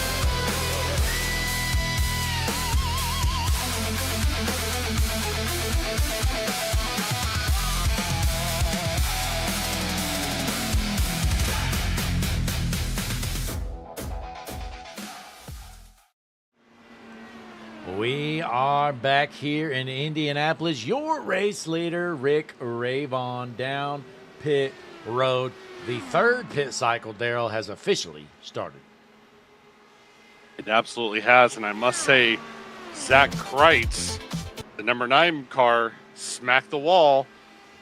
Coming out of 1, he has a meatball. Not good. Oh, no. That is not good. Zach Kreitz, it's been a rough race for him all night long, and things continue. He actually does have a fast repair that he's going to use, and while he's in the pits, it looks like he's going to go ahead and take 4 tires and fuel. So he is going to come out a lap down. So his race isn't over. He could hope maybe that everything cycles around, he can get back on the lead lap when everybody else pits, and then maybe hope for a caution. That'd be perfect for him. Absolutely. As these guys continue to rip it around, you're looking at Dylan Grimm out front with McCoy second, Ingram third, and McCoy down pit road. Going to make Steve Tucker. He's currently in 4th, about to take over the 3rd spot. Steve mentioned, though, Daryl, that he was in a better fuel spot than these guys in front of him. Steve last pit on lap 68. Cam Ingram pit on lap 67, and Grimm on 64. Yeah, absolutely. So he does have a couple laps better, or 4 laps better than the leader, and 1 lap better than P2. So Steve Tucker doing pretty good from not actually from Boston, which according to him, he actually is. I don't know. These guys putting on a show here tonight, taking it easy around, keeping it clean and green. We've only had, what, 1 caution all night? Then we have. Yeah, I just realized I don't think you've been able to hear me. My mic screwed up, but yeah, I think we've had 2 cautions, haven't we? No, I don't know, Daryl. All I know, Dylan Grimm, you're a race leader, and we've got Austin Oliver in the chat. He says, Connor, who's going to win paint scheme of the night? We all want to know. Austin Oliver trying to sway Connor Gerard into saying that 23 car is pretty. He's talking about that Dylan Grimm, who's now down pit road. Yeah, he's going to hand that lead over to Cam Ingram. Now, Austin Oliver, he's already going ahead to campaign. You know, he's in our Thursday night Average Joe Sim Racing League, and he's already like, Connor, you need to watch out for the 23 on Thursday night. So letting Connor know early that he's going to be one to watch for paint scheme of the night. Yeah, absolutely. As Cameron Ingram still our race leader, or is now our race leader, now that Dylan Grimm is pit. Steve Tucker in second.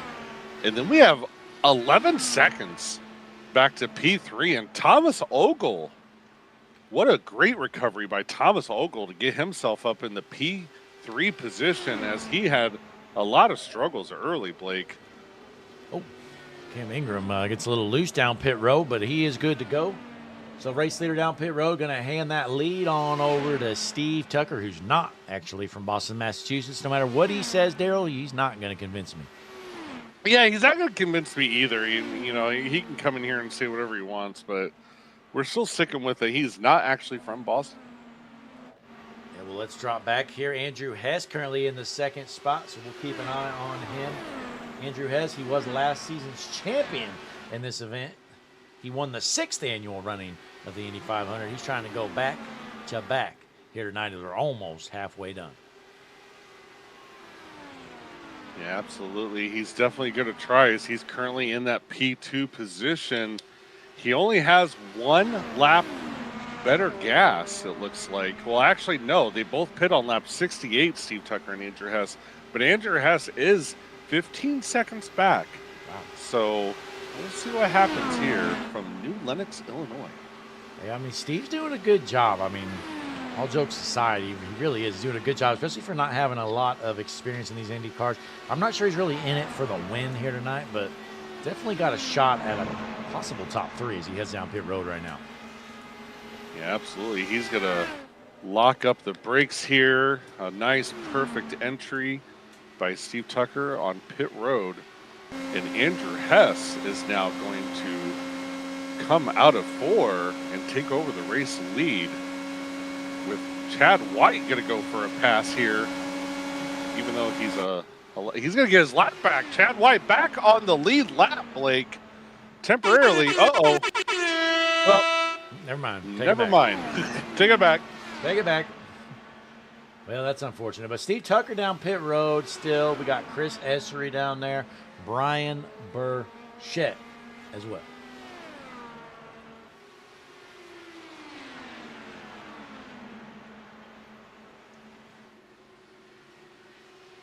And Zach Kreitz, Blake, wrecked with the meatball, and he has left, but now he's back. Whoa.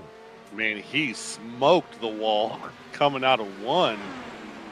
And unfortunate for Zach Kreitz. Absolutely, he is. It is unfortunate, but Austin Oliver has some news here for us. He said Tom Ogle kind of looks like a psychiatrist. What do you think?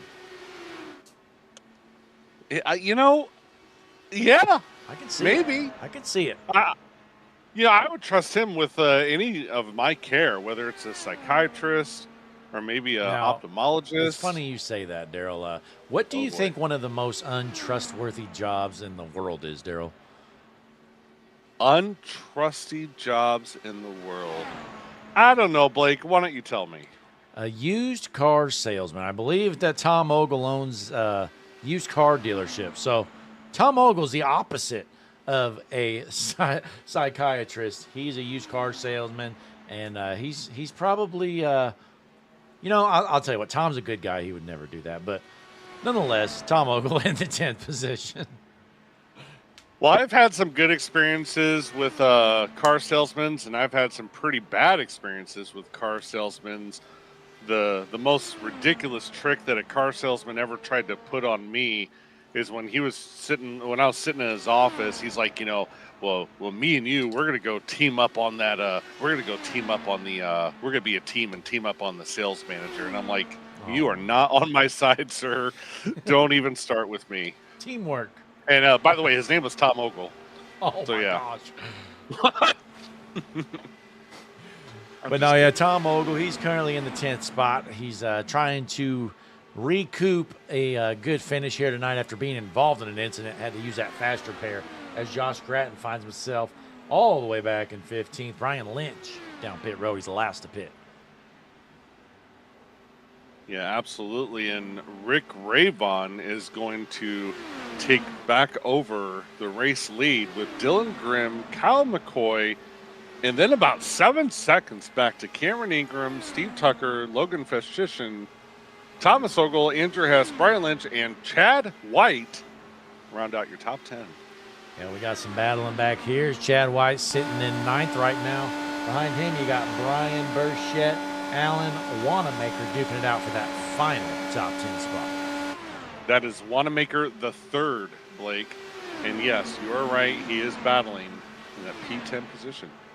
The Cookie Monster 82 says we need a broadcaster's caution, Daryl. I agree. You know, I agree with that as well. I think it's too late for that. Oh, but, no. I'd prefer to wait till about 2 to go to throw that. We have a battle here for the P4 position as Steve Tucker and Cameron Ingram, they about annihilated each other. But Steve Tucker is actually going to make the pass and clear him. Let's hop on board. Cam Ingram's going to try to reel back in Tucker for that 4th position. Looking at the fuel difference here, Daryl. So our race leader, Rayvon, pit on lap 90. You got Grimm, he pit on lap 94. Then you have McCoy, 92. Steve Tucker, lap 97. So he's in a slightly better fuel spot. Not sure it's going to matter, but definitely doesn't hurt.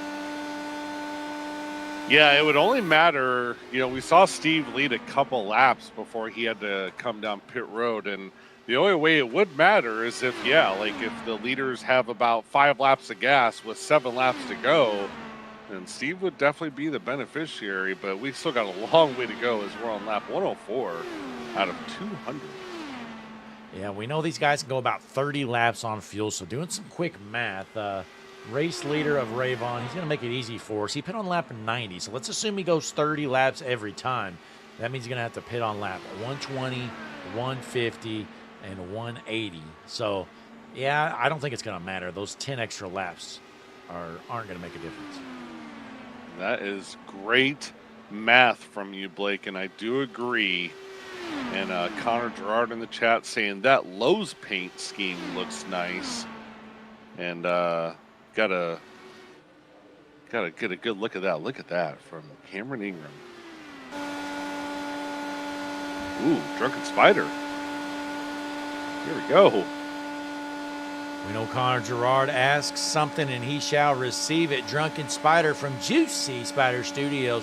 Willing this thing, we're going to take a look at Cam Ingram's number 10 machine. We also need to take a look at the side of his helmet. I'm not really sure what that is. Gunslinger, yeah. That looks pretty sharp. You know, that's something that I could see the American Badass of Michael Lanphier wearing. Yeah, absolutely. We saw him ripping around Old Atlanta last night in the Wiesel Warsh Cup Series, and I was really hoping, Blake, that Michael Lanphier, the American Badass, would have finished in a podium position, so we could have brought him in here, and maybe he would have said more than 2 words. Probably not. He probably would have said maybe 3 words at the most, Yeah, we would have brought him in here and asked him if he had a copy, and all we'd hear is his knuckles crack. We'd immediately get him out of the booth. That's what would happen. Look at this, Drunken Spider. He's messing with these drivers. He does not care. You got a drone. Now, Daryl, imagine you're in an open-wheel Indy car going 235 mile an hour, and there's a drone in the cockpit with you right in front of your head. Cameron Ingram does not care. This guy is locked in. He's got fans in the chat. Connor Gerard shot out his paint scheme. Cameron Ingram just having a really solid performance here in P5. But let's go back to Chris Essery. What do you see of him right now? Not a lot. I'm honestly looking at a lazy paint scheme here as well for Chris Essery. So not impressed from Chris Essery here tonight. Absolutely. Looks like he's running the. Is that a Biffle 16? I think it is. That's good. Yeah, well, he's got 13. Chris Essery, IndyCar, not exactly his forte, but glad to see him out here, you know, showing up. Still going to have 92 laps left to go here at the Brickyard of Indianapolis. Absolutely. And Diego in the chat says Gunslinger's coming soon to GLSR. Are you serious? That's what he's saying. That's breaking news right here. That is. Hang on, listen to this, Daryl. This is what this calls for. Let's go. Gunslinger coming to GLSR soon. Speaking of which, Daryl, rumor has it, there's some rumors swirling around the garage. There may be an off-season series happening for GLSR that's going to be 4 to 6 weeks. We'll find out, though. Not sure. Well, that would be a lot of fun, and I really hope they go road course racing because I really enjoy driving backwards. Yeah, absolutely. You know, that's the best way to do it. If you can't beat them, you know, just drive backwards and crash them. Oh, look out. Oh, hard to the wall. He's jumped. Nate Lynch smashed into the wall. He is going to go the apron. His car's going to stop. I don't think that's going to bring out a caution. Nope. Nate Lynch is going to tow. Unfortunate for that driver. See this here one more time. Daryl hopping on board. Nate Lynch goes into the corner. Enters a little bit too early. Catches that apron. Slide job hard into the wall. Goes down to the apron. Thankfully, nobody there. Nate Lynch, your Indy 500 is toast, and your car is junk. Well, now that leaves 13 cars on the lead lap here in the 7th running of the Stars and Stripes Indy 500, as Nate Lynch is now going to go 2 laps down. And he still has a meatball flag, Blake, so I do not think he has any more fast repairs. I think that's going to do it for Nate Lynch. Yeah, we're going to find out because he's obviously got to wait for his toe to end first, I think. Oh, true. You're right. I don't know. He probably used that fast repair. I know he was having some issues early on. So we'll just wait and see what happens. Nate Lynch currently in 15th. And if I was him, Daryl, I'd probably call it a night. Yeah, you're absolutely right. I forgot that you do have to tow first before you can start working on the car. So he may have one, may not, but either way, he's 3 laps down. And even if he does have a fast repair, he's going to be about 5 laps down by the time he gets back out on the track. So that's going to theoretically end his night.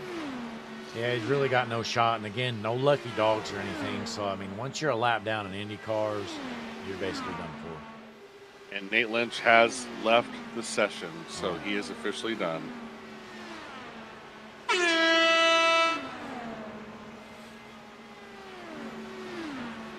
That's unfortunate. Nate Lynch's night ends early here. Still 87 laps left to go. Let's see when these guys head down pit road. Again, Ravon pit on lap 90, so should have at least another 7 laps in the tank. And again, fuel saving at this point, Daryl, doesn't really matter because Ravon essentially has 10 extra laps to burn. So if I'm out front as Rick Ravon or any of these racers, I'm just going to the fuel map max power, and I'm using it all. Yeah, absolutely. I would do the same thing. As Kyle McCoy comes down pit road, he's only been out for 21 laps. Blake, this has to be a fuel strategy move from Kyle McCoy. What do you think? Well, there is, I mean, there's not much, but there is a little bit of tire fall off. I'm seeing about a half second at most. So, I mean, there is some ground to be gained pitting early. So McCoy may be trying this out, you know, thinking, well, if I run 10 laps early, maybe I'll gain, 4 or 5 seconds on him. Yeah, absolutely. And I do agree with you as Kyle McCoy is going to come out of the pits. And so far, Blake, he's still on the lead lap as Rick Ravon is going to enter into turn 1. He's going to come out of 1. Rick Ravon, our race leader, going to be in 2. And here comes Kyle McCoy, merged on the backstretch. He's going to stay on the lead lap, so I think this might work out for him. Absolutely. And once these guys all pit down or go down pit road, they're still going to have to pit at least 2 more times. So, again, fuel isn't a big deal at the moment because we kind of caught it right in the middle of a stint. So these guys can essentially short pit if they want, gain a little bit of ground. And plus, another good thing, Daryl, let's say a caution flies after you pit. If you stay on that lead lap, it's actually an advantage because then everybody pits in front of you and you get the track position to take over the top spot. Yeah, absolutely. That's the way to go. And, I mean, we talked about it earlier, but this is Rick Ravon's, I think, race to lose at this point. He's just been absolutely dominant, making the right moves and pitting at the right time. But Dylan Grimm has 4 laps fresher tires, 4 laps more gas, and he's only 2.5 seconds back. Daryl, I've received breaking news that Nate Lynch has forfeited his finalist slot as the paint scheme of the night, and his brother, Brian Lynch, is going to take it over. So Brian Lynch is now a paint scheme of the night finalist due to Nate Lynch junking it. Wow, that is absolutely breaking news. I kind of feel like half the field is eligible for paint scheme of the night, the way all these swaps are going. But nonetheless, let's take a closer look at this Brian Lynch Hooters machine from Drunken Spider here, providing us with the drone cam. We got a Pepsi logo on this thing, Hooters. I mean, come on, Blake. Going to Hooters, having some wings, and slamming down some Pepsi. Yeah. Let's go. I mean, that's what Hooters is known for, right? Pepsi is your drink? That's my drink when I go to Hooters. Like, why would you drink anything else? Dale, rumor has it you went to Hooters and you just sat there ordering water for 8 hours, and that's why they kicked you out. Yeah. Well, that's part of the reason. We're not going to go into the other reason, but you're starting to figure it out. Yep. Now, that kind of reminds me, Daryl, back when I was in high school, you know, money was tight as a high schooler. I would go to Fazoli's and order nothing and eat breadsticks for about 4 hours. They were not happy. You know, I've had Fazoli's once, Blake. It was back in about 2019 maybe, and I loved their breadsticks. It was really good. You know, their breadsticks are good, but nothing else is good because their pasta, I think they literally put it in the microwave there. It's not very tasty. Yeah, absolutely. And you know, I actually had that in Ohio, and I think the very next night, I was like, I'm not going to do Fazoli's again. I'm going to go to Skyline Chili, and boy, did I have a good meal. Oh, man, Skyline Chili is so good. All you Cincinnati natives out there, probably not many of you, but I've been to Cincinnati my fair share, as I got some friends and family down there, so typically go down there once a year, or at least try to. But here comes Rick Ravon down pit road. Race leader, he's going to get some service. Yeah, absolutely. Rick Ravon down pit road, enters safe. No black flags, no penalties for that number 3 machine. Just having a really good night. Absolutely having a good night for sure. Steve Tucker into second. Cam Ingram going to take over the 3rd spot. Then you have Tom Ogle and Andrew Hess hoping to round out your top 5 if they can beat Ravon, and they are going to.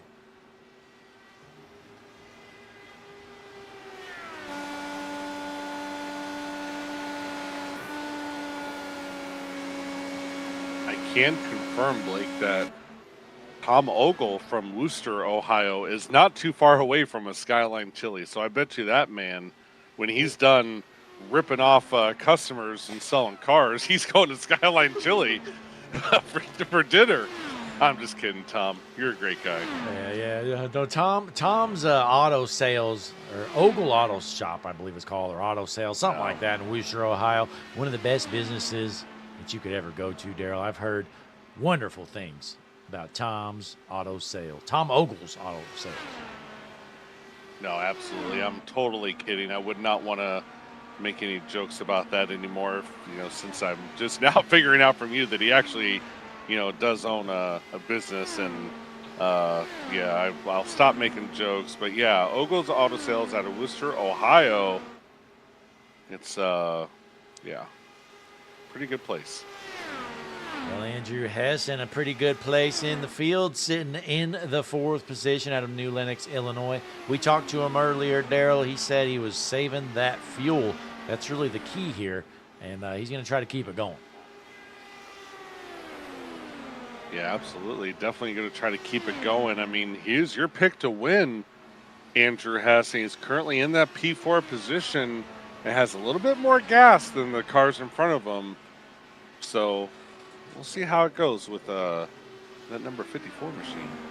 Well, bad news, Rick Ravon's already pit, Daryl. He's only like 1.5 seconds behind Hess. So looks like Ravon, he's got this race basically won, but still a long way to go. A lot can happen. These guys still got to pit at least 1 or 2 more times.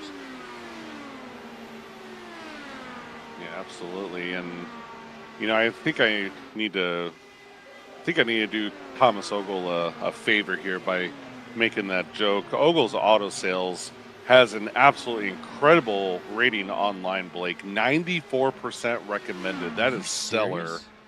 I'm dead serious. That is absolutely stellar. And, yeah. Just...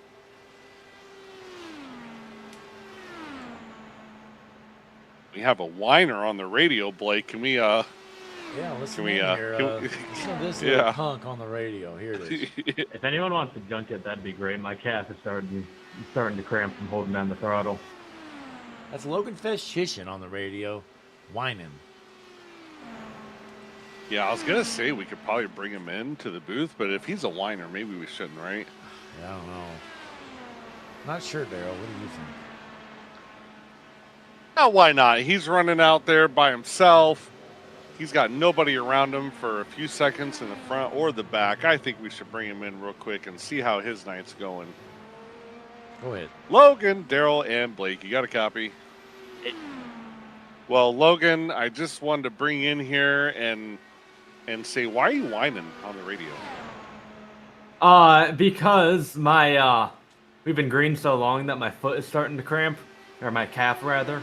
So I was just seeing if anyone wanted to junk it. Well, Logan, I mean, this is Stars and Stripes racing. Did you think we were going to have some cautions? Come on. I expected about one, and then I was in a good position, and then forgot that I had 12 notches of weight jacker into it when I went to slow down to enter my pit stall, trying to shortcut the leader. Spun it into my stall, wiped out every single one of my guys. Luckily, Chad's irrelevant today, so we were able to steal his crew, but lost the time.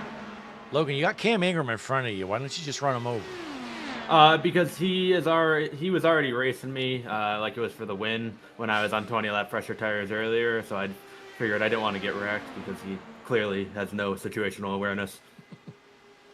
Well, while we still have Logan in the booth, I just want to update the fans that are here tonight watching the 7th running of the Stars and Stripes Indy 500. Do not go anywhere, viewers, because the HMS TV Golden Knights are beating the Carolina Hurricanes in Game 1 of the Stanley Cup Final. Go Sabres! Go Sabres! Oh God, I'm going to the wall. Hold on, I saved it.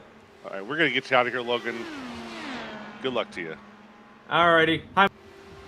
Get out of here.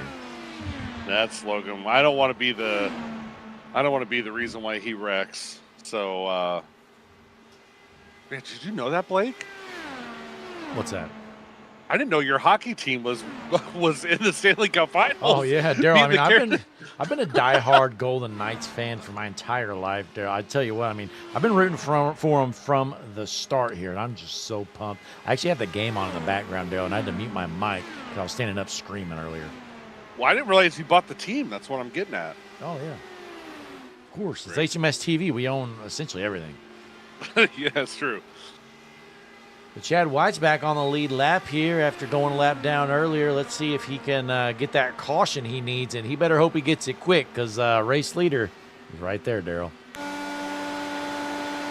Yeah, absolutely. He better hope so. Chad White is possibly going to be going a lap down if he's not careful.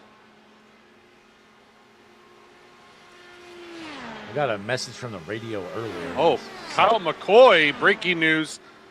Kyle McCoy, I'm not sure what's going on with him, but he has a meatball flag. He just smacked the wall coming out of 1, Blake. He is slow, and he's going to have to come into the pits. Unfortunate for Kyle McCoy. My pick to win.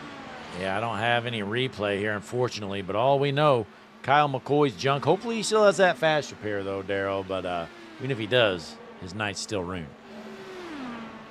Well, I think he's high enough in the field right now to where it looks like he's going to get this fast repair and might be able to come out and stay on the lead lap. That remains to be seen. Not sure. I think he is going to go a lap down.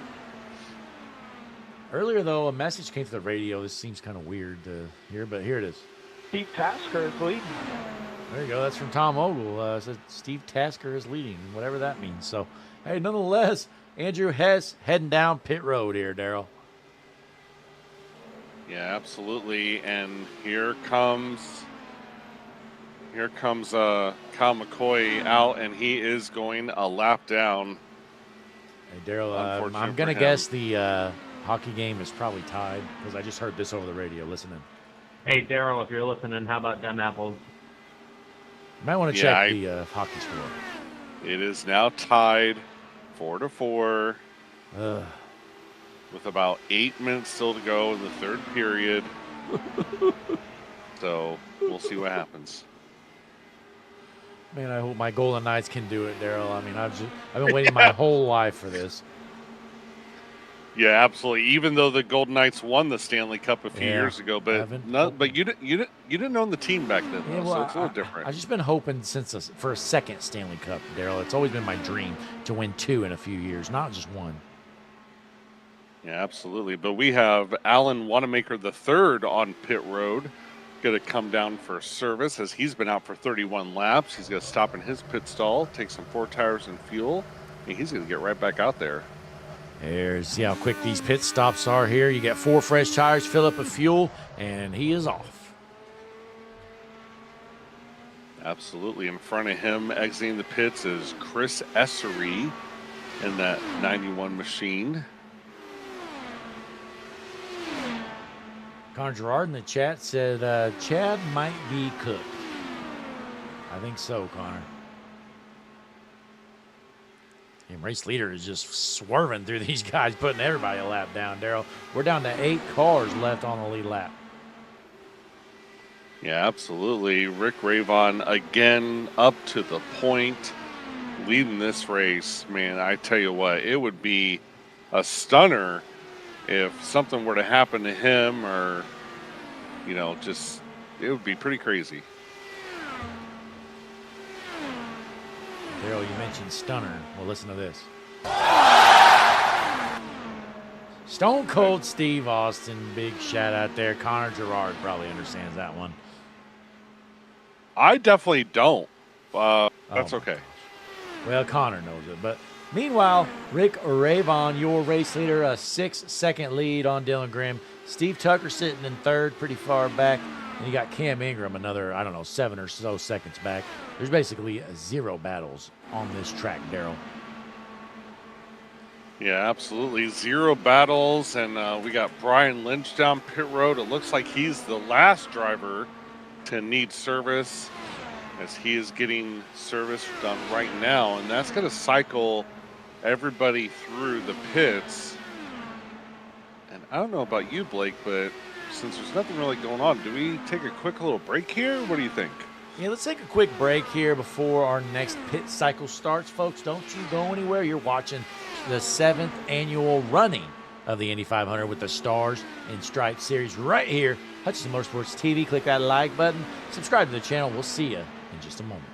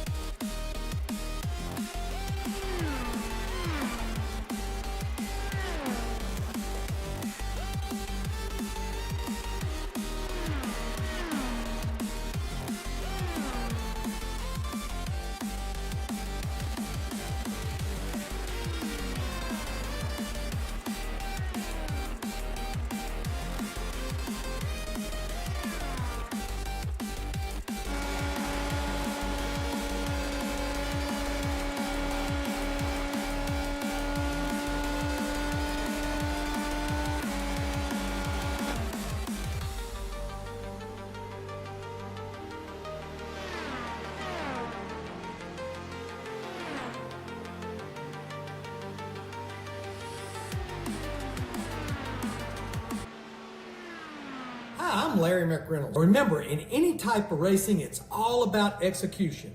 So right now, subscribe to Hutchison Motorsports TV today. You know America's crew chief. I would never steer you wrong. Hutchison Motorsports TV is back.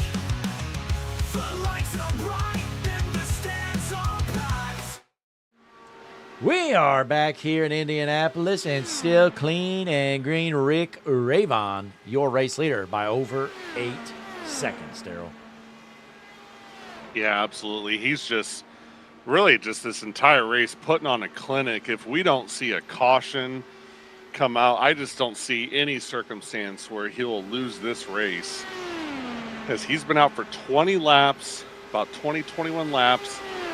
So he will need to pit around lap 150 and then pit again around lap 180, and he'll be good to go the rest of the way. Yeah, I mean, like we talked about, everybody's good on fuel. Really, fuel saving is not a thing at this point. So these guys probably going full power here, using that hybrid mode, however, whatever the hell it does, Daryl. Like I said, I would just hold that thing down around the entire track, and I'd probably lap the field, right? Yeah, well, you wish. And I just want to update the viewers. The actual reason why we took a break is because, as we know, the game is tied 4-4, Game 1 Stanley Cup Finals. You don't need to go anywhere because we're giving the updates right here. And the general manager of the Golden Knights, which is Blake Hutchinson, has actually put in Christian Taylor as the goalkeeper for the rest of the race, or for the rest of the game. So, Daryl, we're not trying Christian to lose. Taylor, yeah, not trying to lose at all. Well, Rick Ravon, he's not trying to lose either. He is out front, and Daryl, our cameraman, they tried to leave. They said, this is unsafe. This is crazy. I'm not doing it. Well, I fired them all, Daryl. We hired some kids, and we got some more down on the track. Here they are. Oh, goodness. Look at these shots. You know, and I tell you what, if any of these drivers hit our cameraman, we will sue for sure. Yeah, we absolutely will sue for sure. We will pocket the money from the lawsuits. It's not for the families. Yeah, that's true. Yeah, absolutely. I don't blame you there. It's the way to do it. I mean, that's the American dream right there, right, Daryl? It absolutely is. American dream. No lawsuits whatsoever. Not going to happen. As we see Logan Festjusen coming down for service on pit road from Kannapolis, North Carolina. And he's kind of lying there, Daryl. He just moved there like last year. He's actually from New York, and he's one of those people that brought his politics to North Carolina. And, you know, those are the people that the North Carolinians love. Oh, well. We'll leave that the way it is, I guess. Oh, but, no. Let's talk about that some more, Daryl. Okay, go ahead. We may as well. You know, there's a lot of hubbub around. You know, these guys, they run away from their home state due to failed policies and whatnot. And then they move to a state with different policies. But then they vote the way of the state they came from. That's Logan Festjusen. Hey, I did not know that. I'm learning more about Logan every single day. Absolutely. You know, he used to be fairly moderate, but now he's basically a huge liberal. And I think I saw him protesting the other day, Daryl. Yeah, I don't disagree with that. I'm sure he was. We have Connor Gerard in the chat that says, chat be fairly empty right now. We do have a lot of viewers tuning in. So if you're in the chat, if you're tuning in, why don't you talk in the chat? We could talk with you. Tell us anything. Tell us how your night was, what you had for dinner, and who you think's going to win this race, if you don't think Rick Ravon's going to win. Yeah, well, you probably should if you don't. But nonetheless, Connor Gerard, he's being a trooper as always. We know it's a long race. Connor, and caution's out. What happened? Trying to find what happened here. Alan Wanamaker involved in an incident. Here it is, Daryl.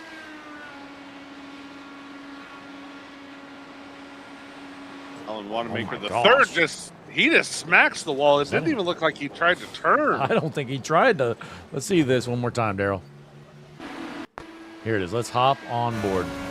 I think his wheels broke. Oh, no, he's turning. No, right here. Yeah, his wheel had to disconnect it. He's not turning it at all. So, well, Alan Daryl, Wanamaker the third with some wheel issues. And Daryl, I don't think Alan knew this, but there was a corner right there. That changes everything, Daryl. That does change everything, as all of our top 6 on the lead lap, all of them have been out for at least 16 or 20 or 22 or 27 laps. So we're going to see all these guys come down pit road, and Kyle McCoy, Brian Burchett, Jason Gratton, Logan Festitian, Brian Lynch are probably all going to stay out and wave around and all be back on the lead lap. This was very, very lucky for them. Yeah, I mean, you basically have to pit if you're one of these guys on the lead lap because, like you said, I mean, they've all got over 20 laps of fuel, so it's just too risky to stay out, I feel like. But, you know, I'm trying to run the math in my head here, Daryl.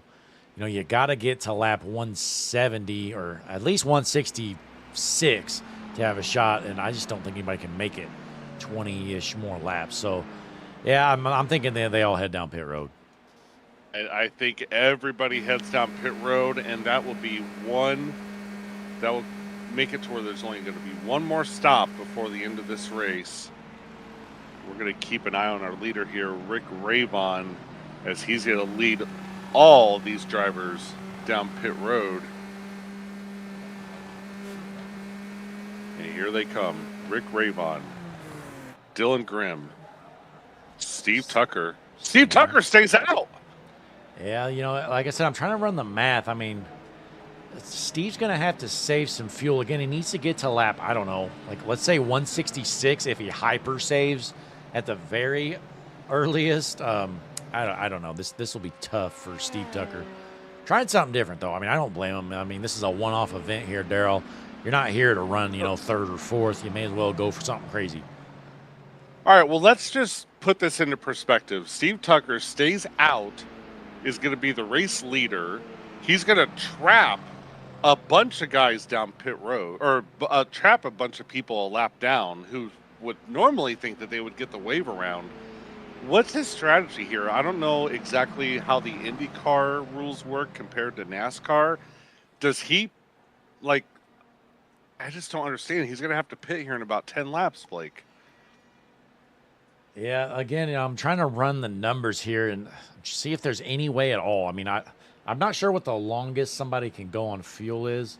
Let's try to pull up your pit strategy board. Let's take a look at earlier runs here, Daryl. I'm seeing 32 laps is the highest anybody can go.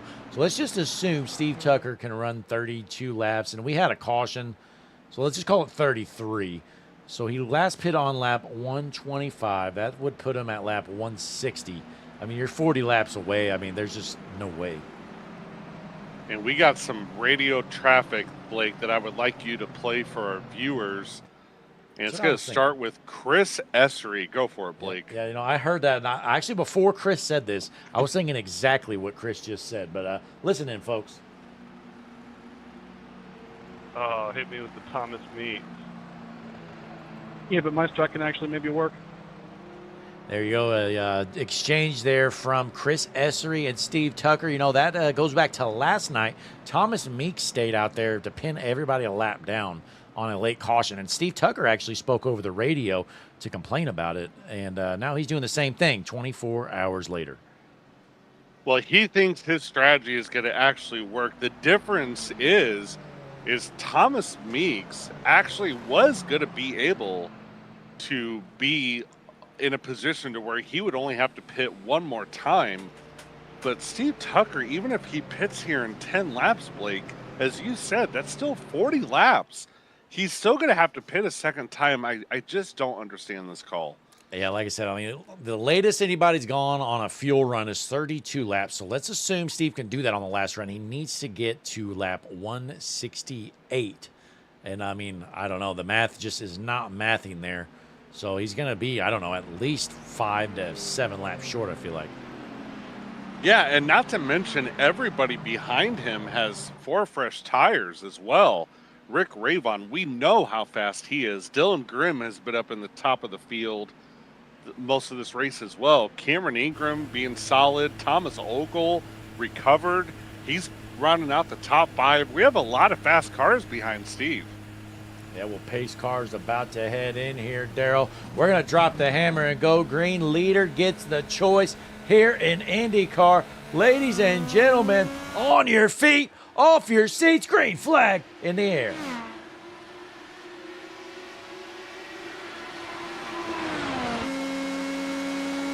Good jump for Steve Tucker, but again, it's all about saving fuel. I mean, he's got to find a way to make this work. And again, I just don't know. But hey, nonetheless, we are clean and green. We got guys swerving all over back here. Andrew Hess trying to make some moves, get around Tom Ogle.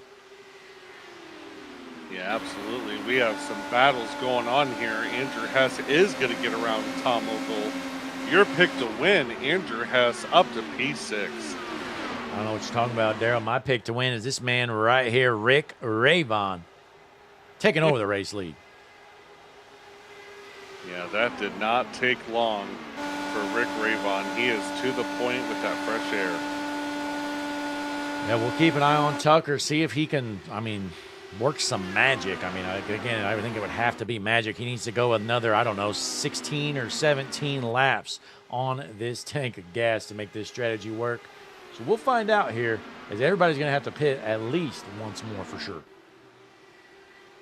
Yeah, absolutely. And I tell you what, there is just so many unhappy drivers right now. Jason Gratton, Logan Christensen, Chad White, Brian Lynch, and Chris Essery is 2 laps down. He was hoping to at least get one of his laps back.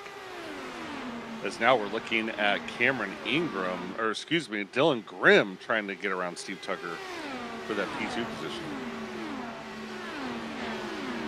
Yeah, well, things definitely got shooken up there with the caution, but nothing changed out front because Rick Ravon pulling away. He's already up almost 0.7 of a second. Yeah, absolutely. And we have Connor Gerard in the chat says, man, you know it's bad when Tucker has to use the Meeks tactic. Wow, shots fired from Connor Gerard in the chat. I tell you what, Connor pays attention to every stream. He knows all these inside jokes and what happens every night. And Connor, you're actually right because, again, Steve was the first one to speak up over the radio, displeased with Thomas Meeks last night. Well, tonight, he is Thomas Meeks. Yeah, absolutely. Thomas Meeks last night, I'm sorry to say this, but Thomas Meeks, after he came into the booth and explained why he did it, it actually did make sense, Blake. Now, it didn't matter because a caution came out, so the strategy didn't work out for him, but I would have been curious to see, had that stayed green, how that would have worked out for him. Yeah, definitely be interesting for sure as Rick Ravon putting on a clinic here. I believe we just saw a meatball flag, maybe? I don't know. No, that's Alan Wanamaker the third, who still has a meatball, who's 9 laps down. His race is over. And Zach Kreitz still has a meatball. He has never left the session. He's just sitting on pit road watching the end of this race. Well, here they come out of turn number 3 here. Daryl going to head towards turn 4 at Indianapolis. Rick Ravon, your race leader. They're coming up to the bricks right here. Look at this beautiful shot. Oh, my gosh. Oh. Wow. That is an amazing shot right there. As the field, as Rick Ravon leads the field coming out of 2 on the backstretch.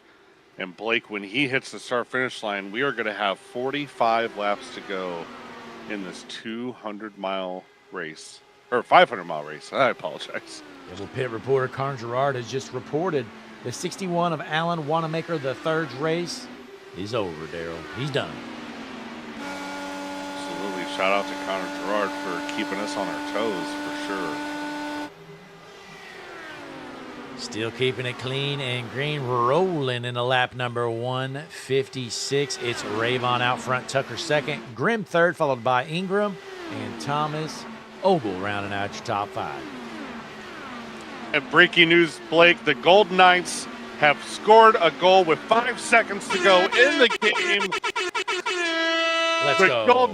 The Golden Knights are 5 seconds away from winning game 1. Yeah, exactly. Suck it, Logan. Loser. You're absolutely a loser. You are the biggest loser of all time. Logan Festischen. You know what, Daryl? Let's get him in here real quick. Let him know. Oh, boy. Logan, Blake, and Daryl up in the booth. Have you got a chance to check the hockey score? What? Have you checked the hockey scores? No. No. Well, the goated Golden Knights have just taken the lead with what, Daryl? 5 seconds left? They have won the game, Logan, 5-4 over the Carolina Hurricanes. So, nice try, Logan. Dog, I'm going 220 miles an hour right now. All right, let's get him out. All right, good luck, loser. Somebody down pit road here. That's Brian Burchett. He's going to head down, get him some service. And Steve Tucker must have pit as well there, Daryl.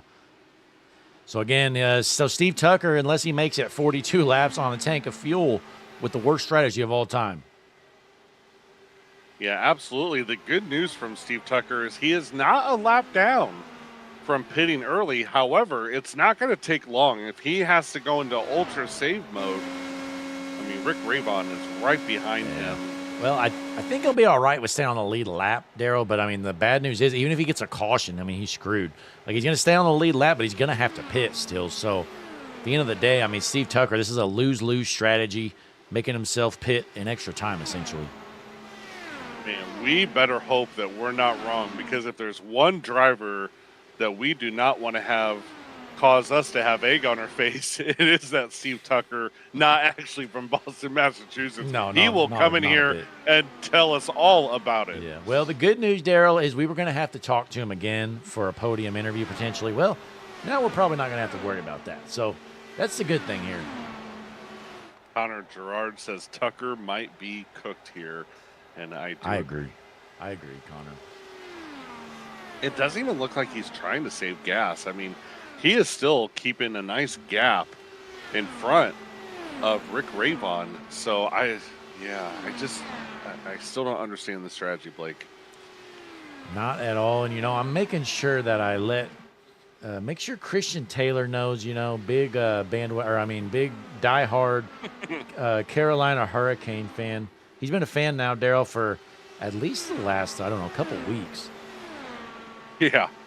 Yeah, he absolutely has for a couple weeks. And I wish Christian Taylor was available to come in here and have a quick interview. But unfortunately, Christian Taylor is not.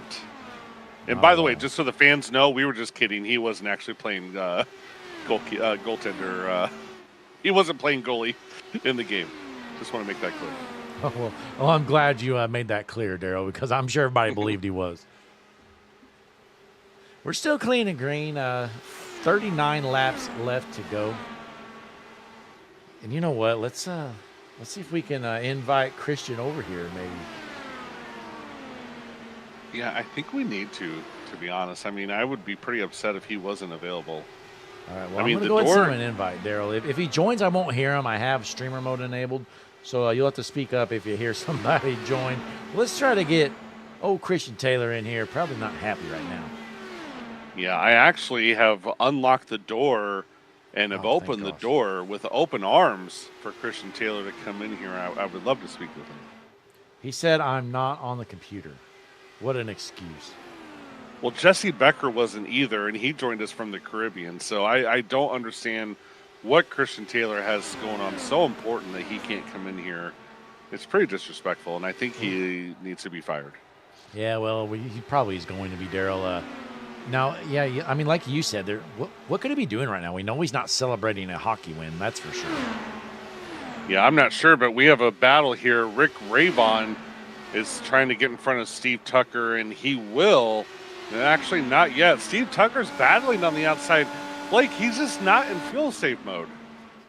Not at all. I mean, honestly, at this point, Tucker knows he's kind of made his bed and he's got to lay in it. So, I mean, you're not going to save 12 laps of fuel, essentially. So, Steve Tucker, he's out here thinking about junking the leader. Let's see if he does it.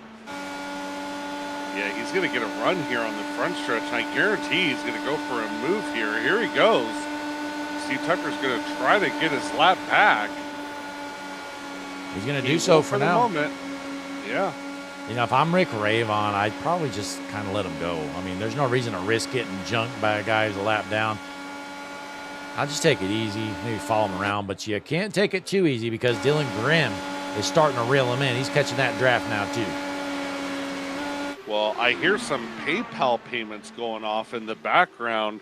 It looks like all those cars that are lapped down that got screwed by Steve staying out that last caution, Jason Gratton, Brian Burchett, Chad White, Brian Lynch, I just heard a PayPal payment, Blake. They said, trap him a lap down as Rick Craigfont goes to the outside. There it is. Money talks, Blake. Tucker hard into the wall. He is jumped.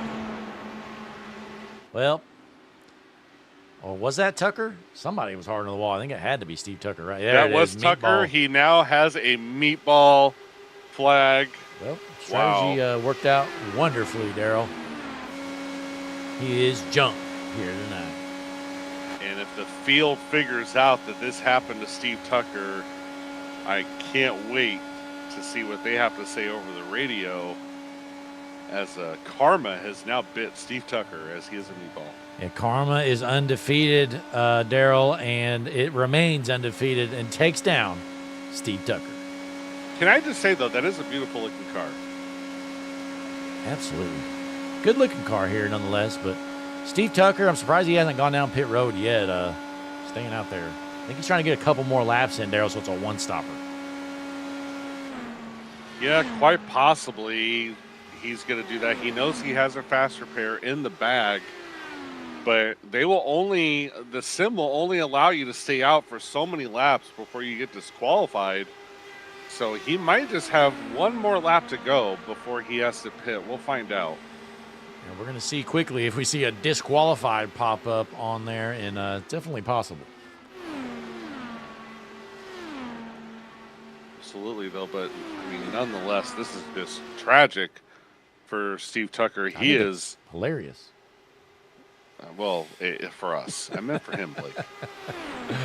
Yeah, well, hey, real quick, we may as well hop to a short break. We'll be right back, folks, before this final pit stop happens. We'll see you in just a moment. Click that like button, subscribe to the channel. We'll be right back.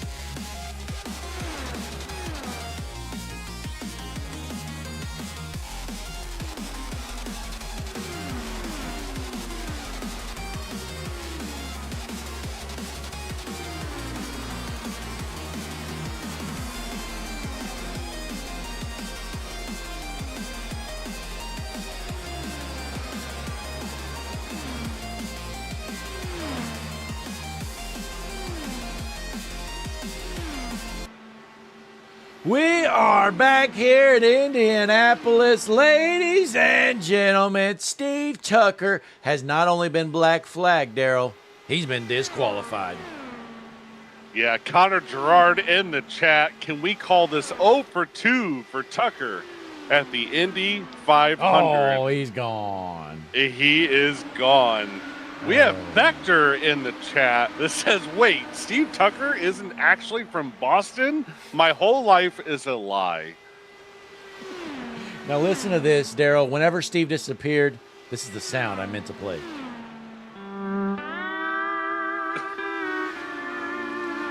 Steve Tucker, his night is over, and like Connor Gerard said, Daryl, 0 for 2 in the Indy 500 this week. Steve Tucker has left the session, and Vector wants to know, what? How? Please fill me in and fill me up. Well, Vector, if you get a meatball flag, you only have about 3 laps to serve it. You must come down and serve that penalty in the pits. Steve Tucker refused to do so, so the sim has disqualified him, and he has rage quit and left the session. He wants to know, did he spear someone again? Nope, he actually did not do that. No, that's unfortunate for Steve Tucker. Well, at least he made it a lot further than his last Indy 500. But we got Chris Essery in the chat says, I wish I would have ended sooner. Those cars suck. Pacing at high speed. Well, Chris Essery was one that griped about Steve staying out and trapping him and others a lap down. So Chris Essery is probably loving the fact that he was disqualified. Yeah, no, let's go back here. This is from earlier. Chris Essery said this over the radio after Steve trapped the field a lap down. Oh, hit me with the Thomas meat. There it is. And what did Steve say in response? In response, Steve Tucker had this to say. Yeah, but my strike can actually maybe work. It didn't work, Daryl. Nope, it did not work whatsoever.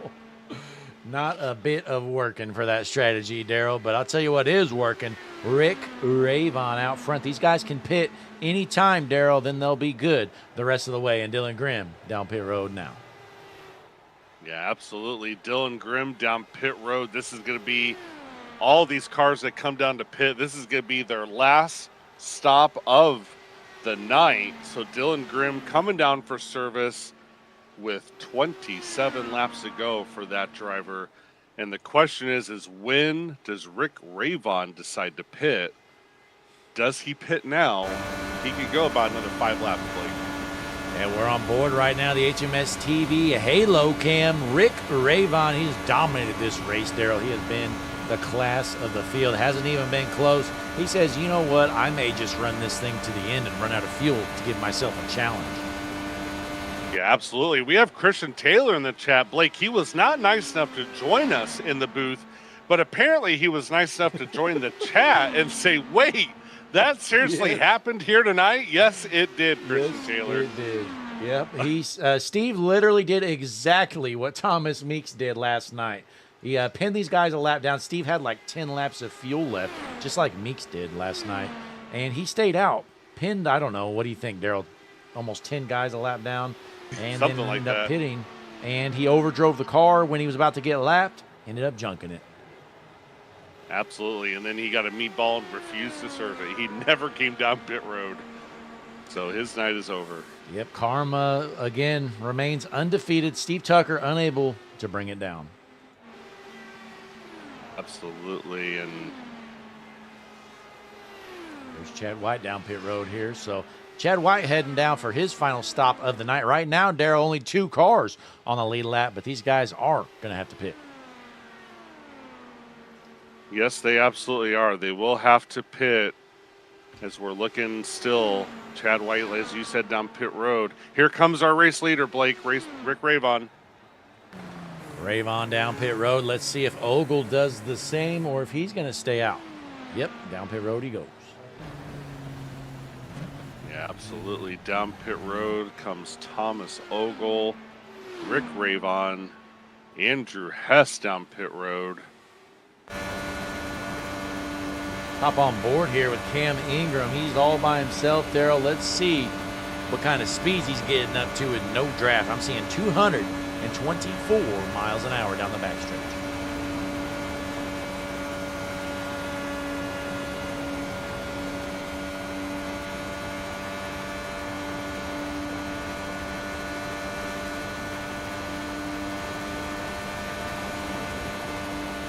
And while we're looking at Cam Ingram, I'm not sure what's going on with Andrew Hess, Blake. He pit 2 laps in a row. Uh-oh. Never saw that he got a black flag, but he came down, stopped at his pit, came out of the pits, and the very next lap, he's down pit road again. Yeah, that's He's still in his unfortunate. pits. Yeah, Andrew Hess, I think he's done for here tonight, Daryl. But Connor Gerard in the chat said, I think Meeks did it better than Tucker. Absolutely, but I'm still looking at Andrew Hess. He keeps wiggling his car back and forth, almost like he's, oh, there he goes. Now he's getting service and he's out. But man, what a tough break for Andrew Hess, as he's now 2 laps down, and that's going to effectively end his night. Yeah, we are down to the end of this thing. 23 laps left to go. Nobody's going to have to pit.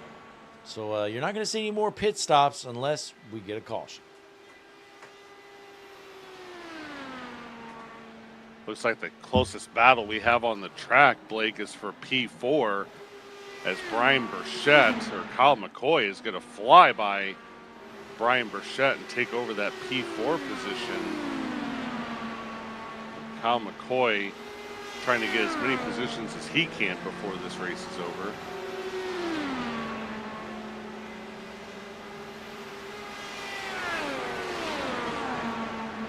Yeah, but Brian Burchett, like you said, still sitting in 5th. Good night for Brian after starting back in 8th. He's worked up to 5th, trying to bring home top 5 run. Yeah, unfortunately, though, Brian Burchett has been out for 21 laps, Blake, whereas the top 4 and P6 have already made their stop. So he's still going to have to pit one more time, and he's definitely going to be hoping for a caution here. Yeah, well, Brian Lynch down pit road right now. Absolutely, Brian Lynch down pit road, and here comes Brian Burchett. So this is going to be his last stop of the night. Unfortunately, he's not going to get that caution before he has to pit. No one to be found. Rick Ravon out front by 6.5 seconds, ripping it around here in Indianapolis. Right there he is.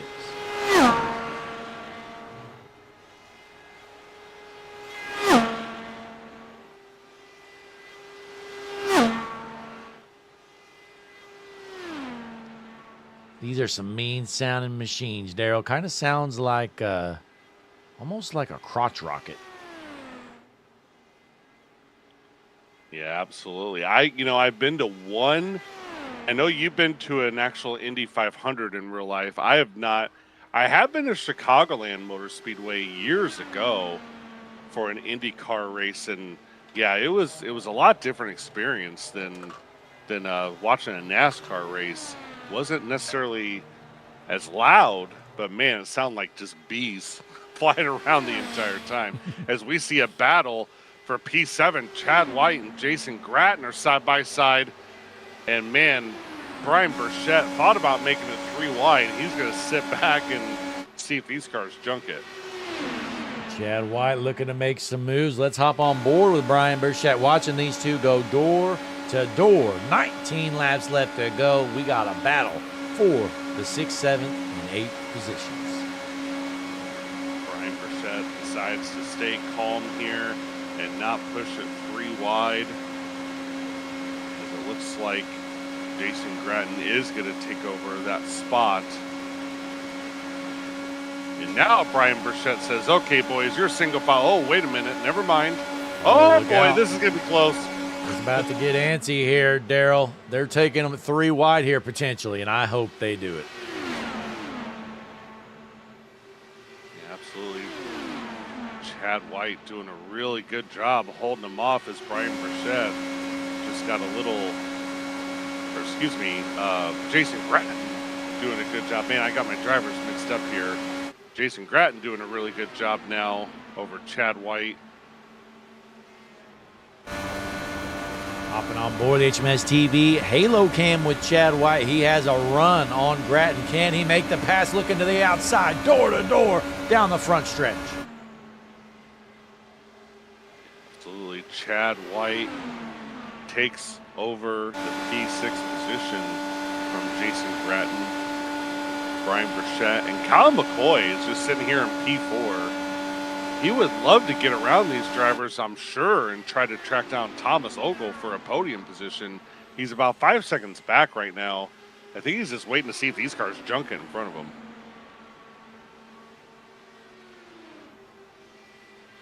In the chat, Chris Esri says the words door to door are banned here.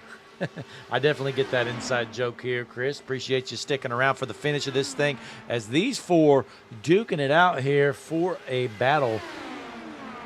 McCoy in fourth, and then you got a few lap cars in front of him. Absolutely. Wouldn't it be something if we saw a wreck here with 16 laps to go? Man, I tell you what, that would change everything for the rest of this race. Yeah, I mean, at least temporarily it would, but I don't know. Rick Ravon, he's just been in another level. I feel like he could probably restart 100 times and win this race 100 different times. Yeah, I agree with you. It'd be a miracle for someone to get around him. Blake, do we have a graphic of how many laps he's now led this race? Let's take a quick look at your HMS TV lap leaderboard. 150 at Indianapolis. That's kind of crazy in such a drafty car, and you have pit cycles and all that stuff. Crazy. Absolutely. It is crazy as we see Brian Burchett trying to make a move around Jason Gratton. Not quite going to work. Man, these three drivers are still really, really close. I'm sure, Blake, if we're going to see any wrecks or anything, it's going to be right here with these three drivers. This is really the best battle on the track, and we're taking a quick look at your HMS TV fastest laps. Call that the quick time. Rick Ravon top of the board with a 40.16. Kyle McCoy 40.17. Dylan Grimm, Chad White, and Cam Ingram also on the board.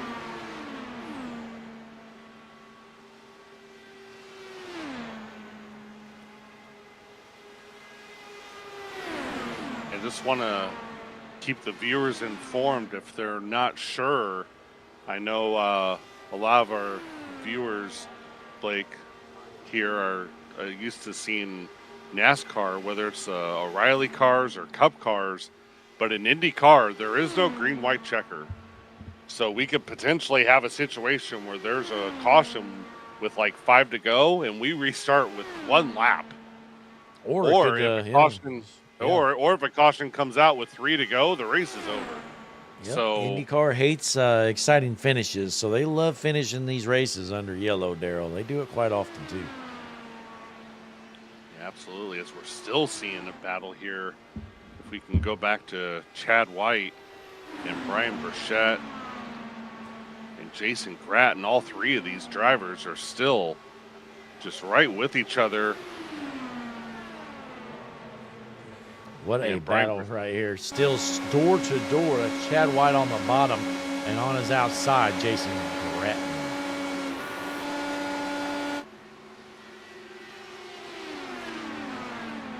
Gratton pulls away there as Chad White gets tight off the corner, but they are still single file, 12 laps left to go here tonight.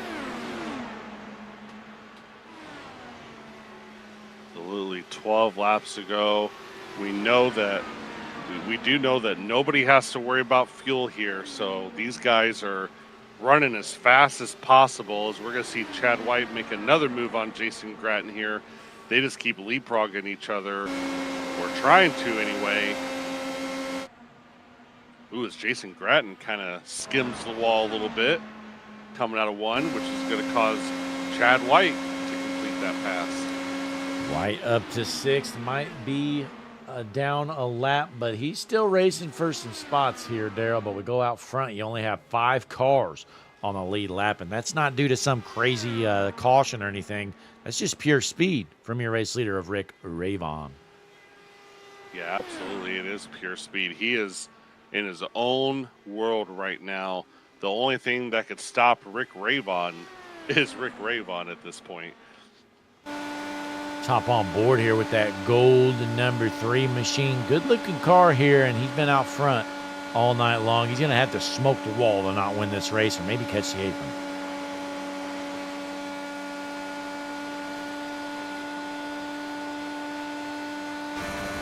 Still seen side by side with Jason Gratton, Chad White. This is the most entertaining part of the race right now. Is this P6 position.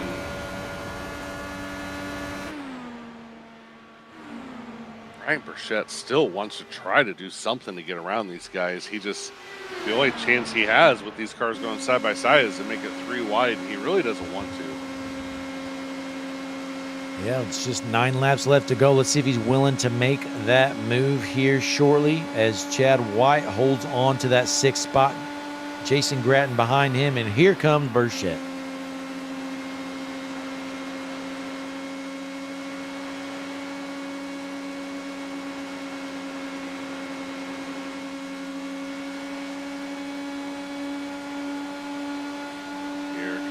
Chad White, or excuse me, here comes Jason Gratton with a huge run on the inside of Chad. Not going to be enough. Chad's still going to keep P6 here. Burchett, he's kind of backing off here. He says, I don't want nothing to do with that right now. Still 8 to go. Let's see when Burchett elects to make a move.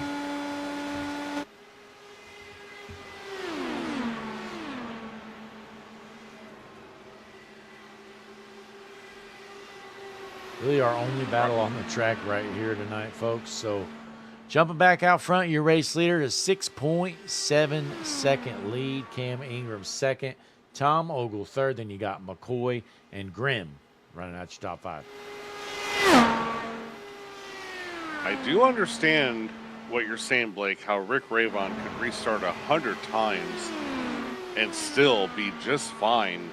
But I tell you what, he still would not want to see a caution because anything can happen. I mean, we know that. Anything can happen. Like, you know, what if there's a situation where Rick Ravon were to stay out and P2 through P5, who are the rest of the cars on the lead lap, were to come down and get tires?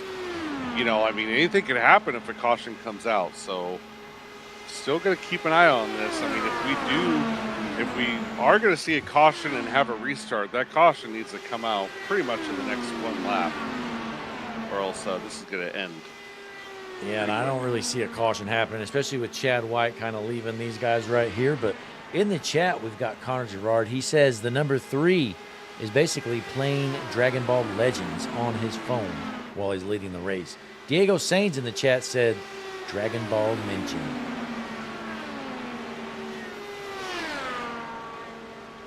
Oh my gosh, Whoa! Chad White's trying to shake the draft and he smokes the inside wall. What is this guy doing? And he almost smacked into that barrier, and that would have been our caution right there. What a close call by Chad White. That could have ruined his race. Gosh, let's see if that car's okay. Chad White trying to shake the draft for 6th position. Almost hits the infield pit wall. Well, he does hit the pit wall, but he almost hit the entry of the pit wall, which would have absolutely murdered him. Everybody watching, this is for P6, but again, this is the most exciting competition on the track right now, as our top 5 are pretty much all separated. Rick Ravon with a 7-second lead over Cameron Ingram. Then it's another 4 seconds back to Thomas Ogle, who's in P3. And then another 7 seconds back to Kyle McCoy in P4. And then we have Dylan Grimm, who's actually only a second behind Kyle McCoy. So that could be another interesting battle that we have before this race is over. Yeah, Dylan Grimm right here out of Fort Collins trying to reel in Kyle McCoy. Currently in 5th. He'd love to get up to 4th. But, Darrell, we've only got 3 laps left to go here in the 7th annual running of the Indy 500 with the Stars and Stripes Series. Yeah, absolutely. Rick Ravon can now breathe a sigh of relief, as if a caution were to come out right now, the race would be over. So it does not matter. As long as he doesn't wreck himself, Rick Ravon is going to win this race. He's going to come to the yard of bricks, Blake, with 2 to go. Almost home, Darrell. 5 more miles to go here in the Indy 500. He's almost there, Darrell, trying to live a lifelong dream or fulfill one. Yeah, absolutely. We saw Andrew Hess win this race last year. Well, this year, lucky number 7, Rick Ravon, he's coming around turn 3. He's going to come out of 4, and he's going to take the white flag, Blake. Down the front stretch through the yard of bricks. White flag in the air. Final lap around. Brian Lynch is jumped.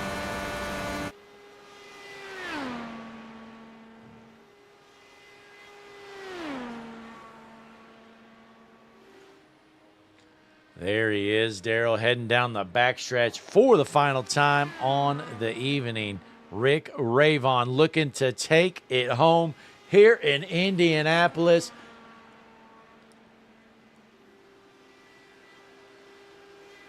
Through turn 4 for the final time, down the front stretch. Rick Ravon, 166 laps led, checkered flag in the air. Ravon wins the 7th annual running of the Indy 500. Cameron Ingram crosses the yard of bricks in P2. Thomas Ogle crosses in P3.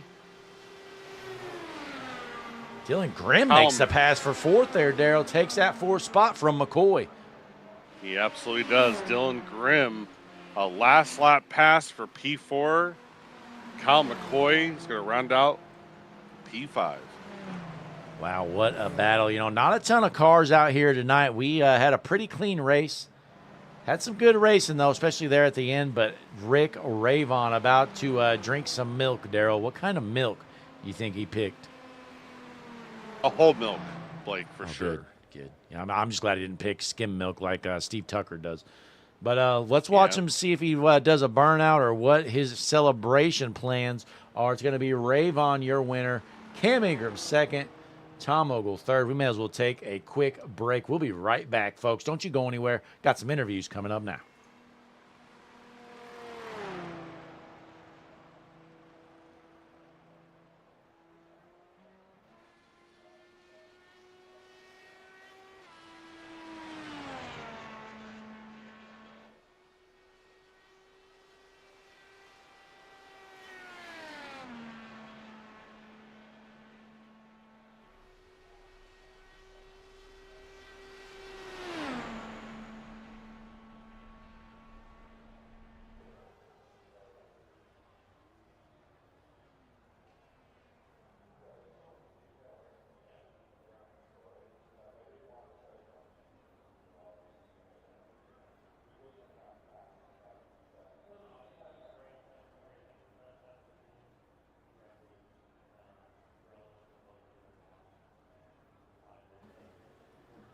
We are back here at Indianapolis, Daryl, and I think we've got some guys ready for the interviews. Absolutely. Let's not waste any time. Let's bring in our P3 finisher, Tom Ogle.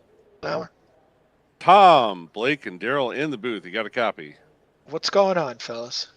Well, Tom, congratulations. I know we talked to you earlier in the race, and looks like you were able to have the right moves at the right time and the right pit strategy and everything to get yourself a podium finish here in this 500-mile event. Tell us about your night.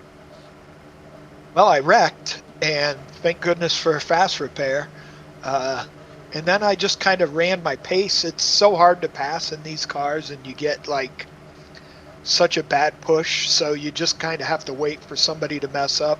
And then I didn't understand how the hybrid worked until about maybe halfway through, and I'm not even sure if I still understand it. So, but it was a good race. I'm happy. I'll take it. I usually don't ever finish these, so this is like a W for me.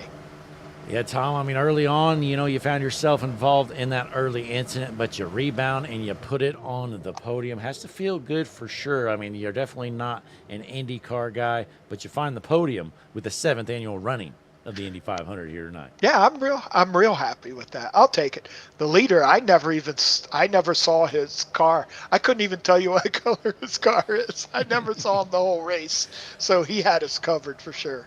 Well, he's parked on the brickyard right now, Tom, about to slam some milk. But Tom, if you were out there drinking milk, what would be your choice?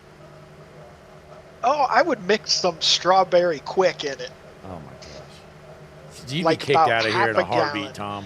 That's delicious. Just enough to keep it crunchy, you know, like when you're a kid and you make your glass of strawberry quick. Daryl, what do you think? Yeah, I'm gonna pass on all that strawberry quick. Yeah. I mean, Tom, you've lost me this entire night. You came in earlier talking about a bunch of stuff that I didn't understand. Yeah. Titan University, Well- Daryl. Come on. Yeah, I Come know. on, you know the MAC. Everybody loves the MAC. In Maction, you know, Daryl, the best football It's- conference in the nation. Right, Much better than exactly. the SEC, right? Do you not follow any college football? Because everybody that knows college football knows the MAC. It's the SEC of the Midwest. I guess I don't. Tom, I apologize. No worries. Well, hey, Tom, congratulations. You put it on the podium here tonight before you head out. Got any final shout-outs for our fans at home? Hey, thanks for Brian putting on the race in general. Thanks to you guys for broadcasting it. All right. Well, hey, we thank you for coming out here tonight and putting on a show for us. Tonight's third-place finisher, Tom Ogle.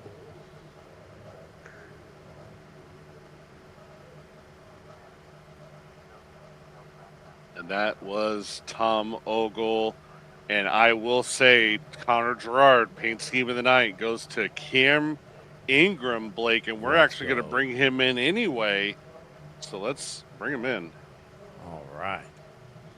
Cameron, Daryl, and Blake in the booth. You got a copy? Yes, sir. Well, Cameron, congratulations on a P2 finish. And before I have you talk about your night, I have some breaking news for you. Not only did you finish P2 on a podium position here in this 500-mile event, but Connor Gerard in the chat has announced that you are paint scheme of the night. Woo! Let's go. Yeah. So tell us about your night. Well, I want to start off with, I didn't really know what I was doing. Like, this is kind of like my first event. I think I've done like just one or two like official races when iRacing was doing them, but I didn't really understand like even the dirty air and the hybrid system. I didn't know what was going on with that. I kind of learned like prior to the race, about 2 hours before. I just wanted to make sure I didn't mess up on pit road. I knew that like once we were practicing before the race, just I would have some kind of speed, but I just wanted to make sure I didn't mess up anything on pit road. And overall, I think I did pretty good. And to finish second, man, I'll take that any day of the week. Yeah, I mean, Cam, you were out front all night long. You figured the car out pretty quick. Now, it looked like Rick Rave on there was just on another level, but has to feel pretty good, though, bringing home the P2 finish here with the Stars and Stripes Series 7th Annual Indy 500. That's awesome. Yeah, shout out to Rick, man. I kind of figured out a little bit towards the end. I was kind of pulling away from third from Tom, but he was still kind of just stretching out that lead overall towards the end of the race. So shout out to Rick. Absolutely. Well, hey, again, congratulations. Tonight's second place finisher, Cam Ingram. Before you head out, though, Cam, got any shout-outs for our fans at home? I want to shout out Gunslingers. Shout out to Diego. Shout out to my dad, Cedric. He's watching. Shout out to everybody watching, and thank y'all. Absolutely short and sweet. Again, congratulations. Second place finish here tonight, Cam Ingram. All right, Blake. Well, I don't think we need to waste any more time. Let's waste any time. Let's get our race winner in here, Rick Ravon. Rick, Daryl, and Blake in the booth. You got a copy. Hello? Rick, you got a copy. Yeah, hey, I got a copy. How you doing, buddy? Good. Rick, well, I really don't have anything else to say other than congratulations on your win. What an absolutely dominating performance. I think you led. Well, we can get the official stat up. I think you led like something crazy. 166, Daryl. 166 laps. And the only laps you didn't lead were just because of pit cycles, a different fuel strategy. Just tell us about your night. Well, I noticed in practice it was going to be one of those races where positioning is really key because it was difficult to pass. It wasn't even that hot. It was only like 78, 79 degrees. But for some reason, that dirty air behind, especially in 1 and 2, it was hard to reel somebody in. So you really had to know what you were doing with the weight jacker and the roll bars. But even then, it was nearly impossible to get by somebody. So I knew the track position was going to be key. So the goal going in was qualify as close to the front as we could. And we were fortunate enough to get the pole. Didn't expect that. And then just try to stay out there. And, hey, look, it worked out. Rick, I'm guessing you probably have a lot of experience with these Indy cars. Is that right? Yeah, 30 years. 30 years sim racing. 30 years of sim racing. Man, that's a long time, Daryl, don't you think? That is not enough time. No, I'm just kidding. That is crazy. 30 years. What? So 30 years. Tell us about some of the older games then that you've played that involves Indy cars.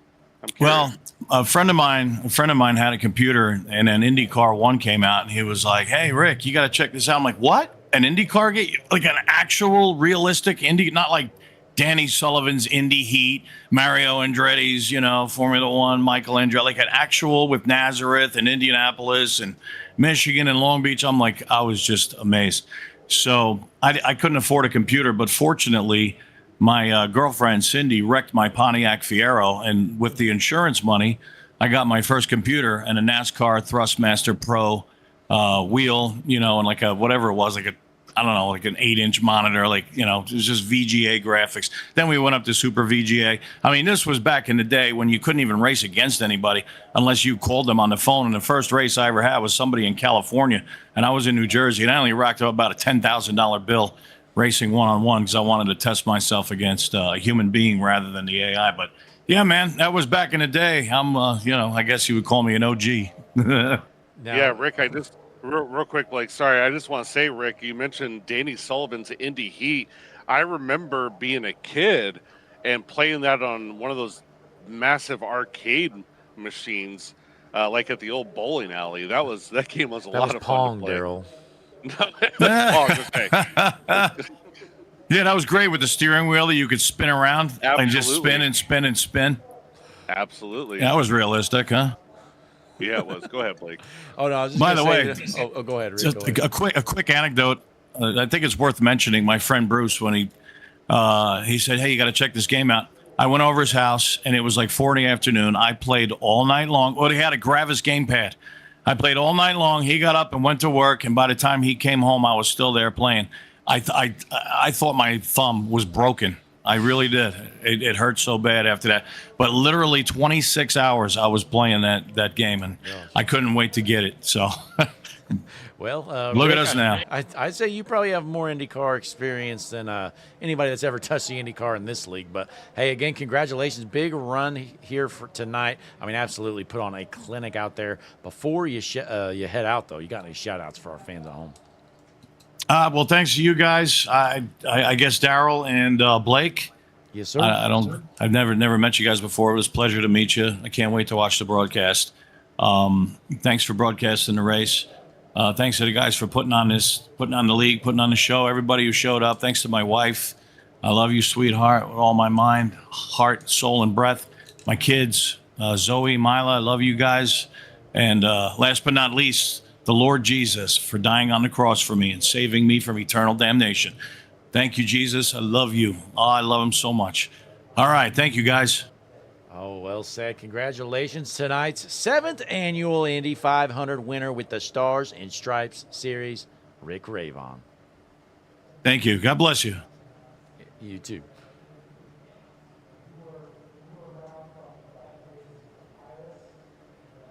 Well, Blake, I just want to point out that he mentioned IndyCar Racing 1. He's referring to the 1993 MS-DOS game by Papyrus called IndyCar Racing. Man. And, so he goes back to 1993. So 33 years ago, actually, is when the first IndyCar racing game came out. That's kind of wild. I didn't realize there were that many diehards of the IndyCar of all things here on iRacing, but Rick Ravon, he's probably got more experience, like we said, than anybody we know with the car. So he put it on display here tonight. He uses his experience with the hybrid, the weight jacker, and whatever the hell else these IndyCars have, Daryl.